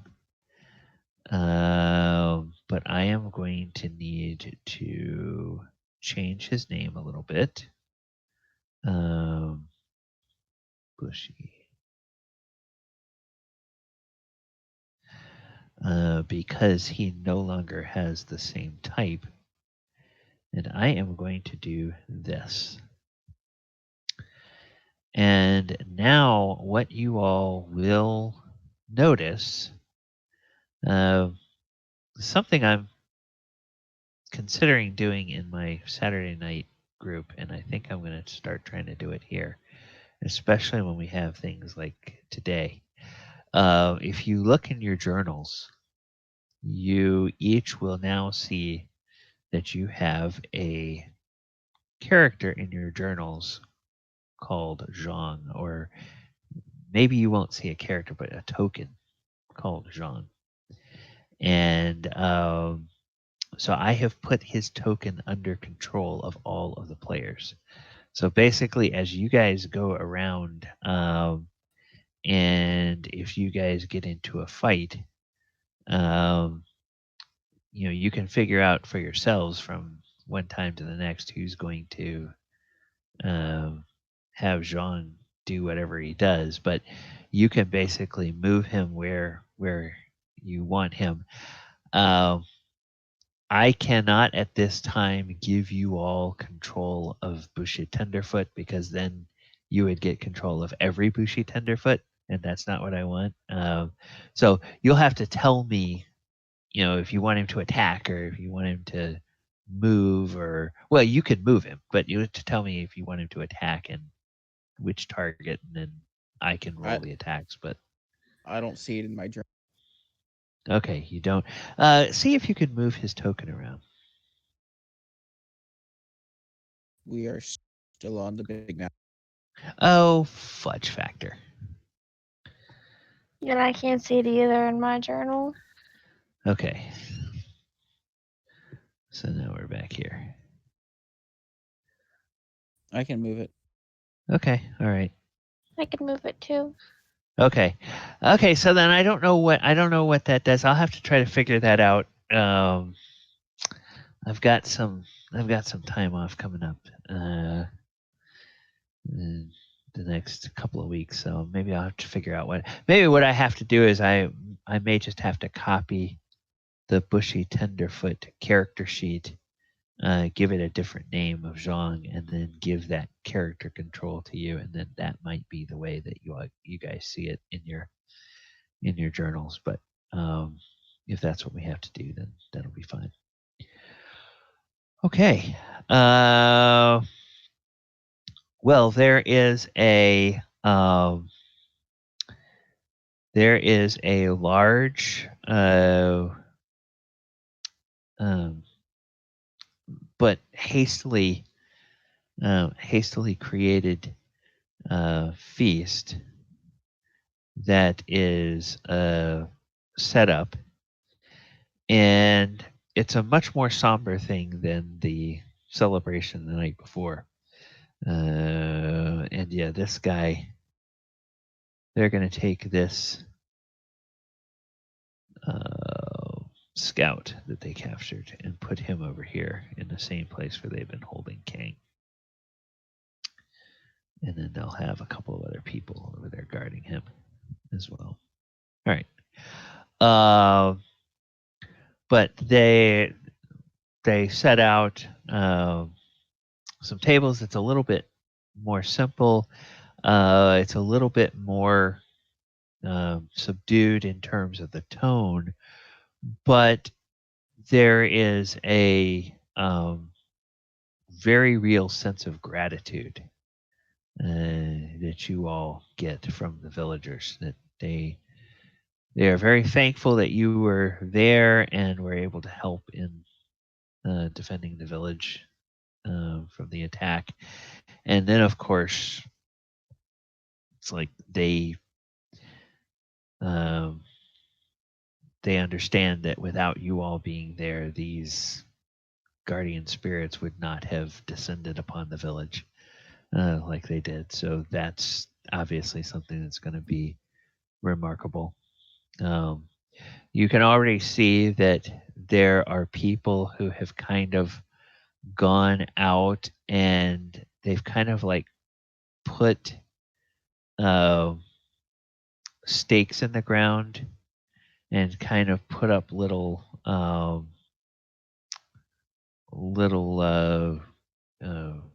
ribbons or things around those stakes to clear off areas. And it's like they're trying to figure out exactly where those four entities were hovering. And you get the sense that, they may be planning to put something in those locations as like sort of markers of, on such and such a date, this is where the spirit guardian such and such appeared over the village and spoke to us or spoke to strangers that were in our midst. So if you came back 10 years from now, Kofu Village might be a tourist attraction. All right.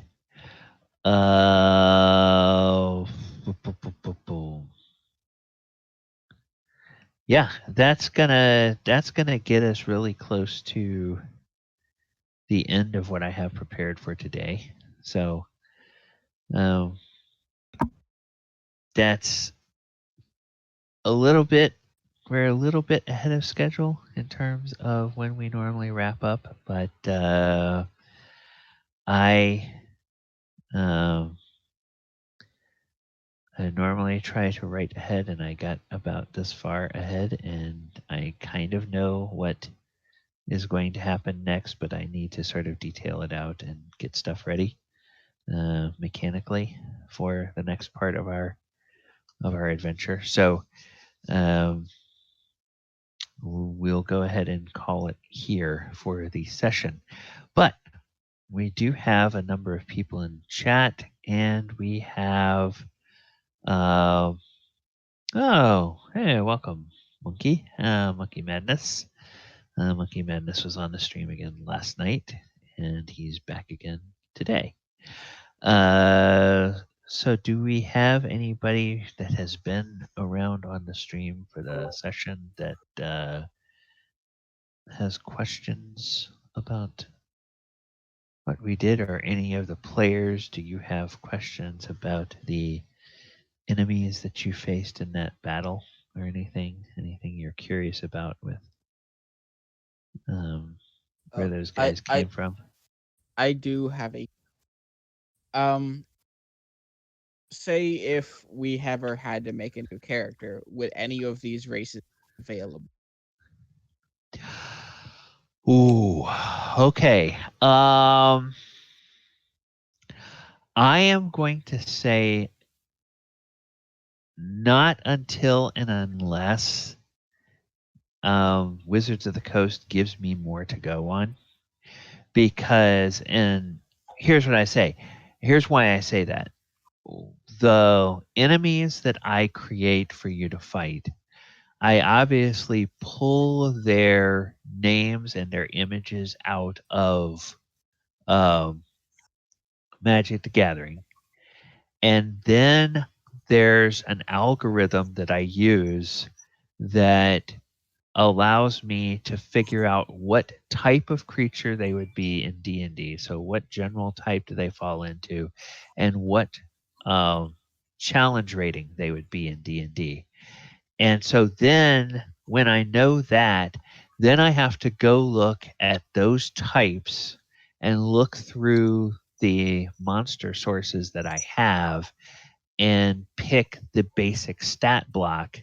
And then I make minor tweaks and modifications based on what the abilities of the creatures are in Magic and how easy, hard, tough,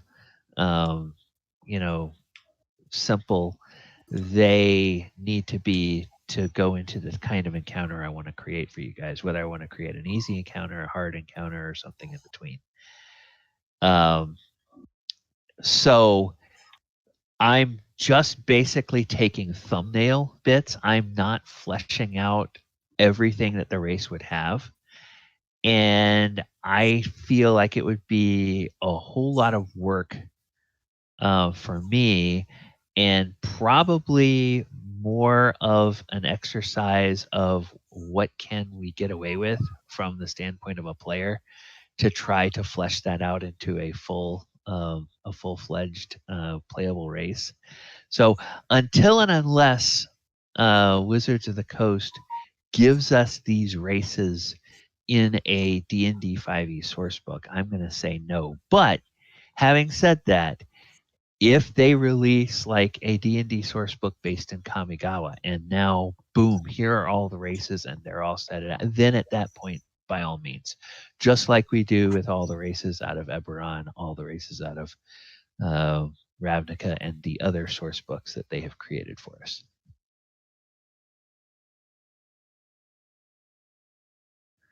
I mean, that's fair enough. Yeah. So, and I would say, Chris, maybe to think about it another way.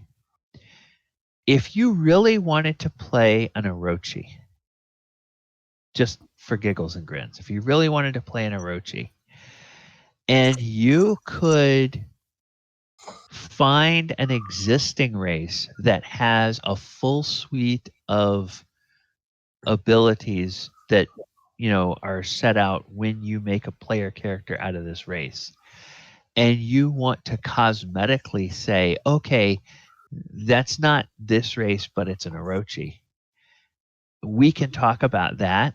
And so you can say you're playing an Orochi, but you're really, let's say, playing a UNT that's dressed up like an Orochi. Yeah, that's what I was just thinking. UNT would be a good fit for that. Yeah, there are some things that UNT do that, kind of have the look and feel of what an Orochi is. But yeah, I just want to have that. I just want to have that safety net that there's something fully fleshed out. All of the features and all of the things, so that I'm not trying to figure out between one week and the next. Well, what the hell would this race be like? Yeah. I can. It would take me like 10 minutes to come up with a balanced homebrew version of this race. I'm not sure that that's accurate, but you could It's a lot try. of research you'd have to do. Yeah, you could try, but I would not make any promises that anything that any of you guys did along those lines would be something I would be willing to entertain as an actual playable character race in this game. I want y'all to know, I think my wife is plotting murder behind me. Uh-oh.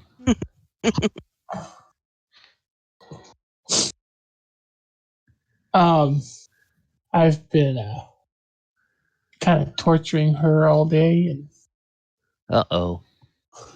Your cat or your wife? My wife. It's not on purpose. Yeah, right. I heard that.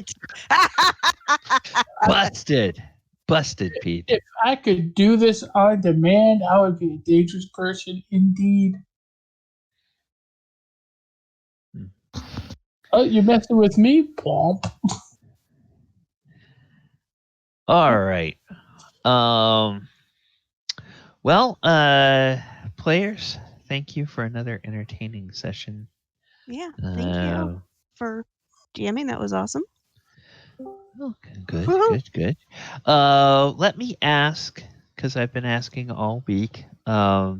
Next weekend is obviously the in-between weekend between Christmas and New Year's. Thursday, I know we're not playing. Saturday, I think we are playing. Midweek, we'll get a final tally of who's going to be there, who's not going to be there on Saturday, and if we have enough of our regulars that we can go ahead and run a game. We've got a couple of people that have expressed a strong interest in joining as early as next week. So if they are available and we have a quorum, we probably will run a session. So then the question becomes for Sunday.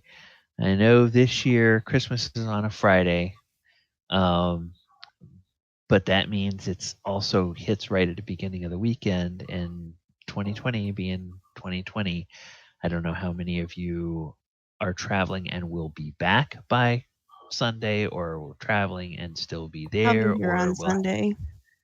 Yeah, I'll be here on Sunday. I am. Okay, you're available. Then let's see. So, Chris, do you know about your schedule yet? Oh, I'm not doing anything. Okay.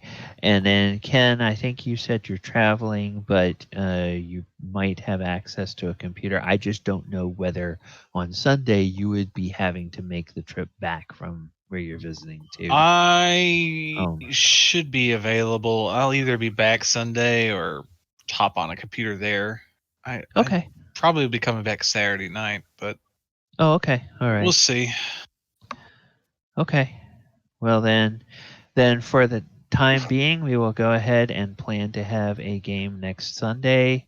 That is great. And for all those that are on the stream, I want to wish everybody a Merry Christmas for those that celebrate, and happy and safe holiday season for those who do not. Would like to,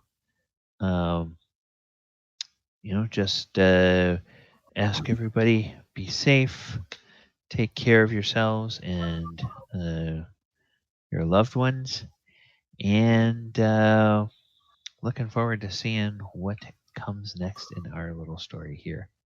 Betcha. So, okay, everybody, we'll have a Merry Christmas. We'll talk to you later. Merry holiday. okay, Merry dokey. Merry holidays. Bye. Okay, and stream, thank you very much. And yeah, I'm going to go ahead and do our little raid here. We're going to go over and raid Frog Pants. Got a bunch of friends over there in Frog Pants. They play a D&D game that is set in kind of a Mad Max sort of post-apocalyptic world. And they will be starting up in a few minutes. So we will go ahead and see you all next week. And here is your raid.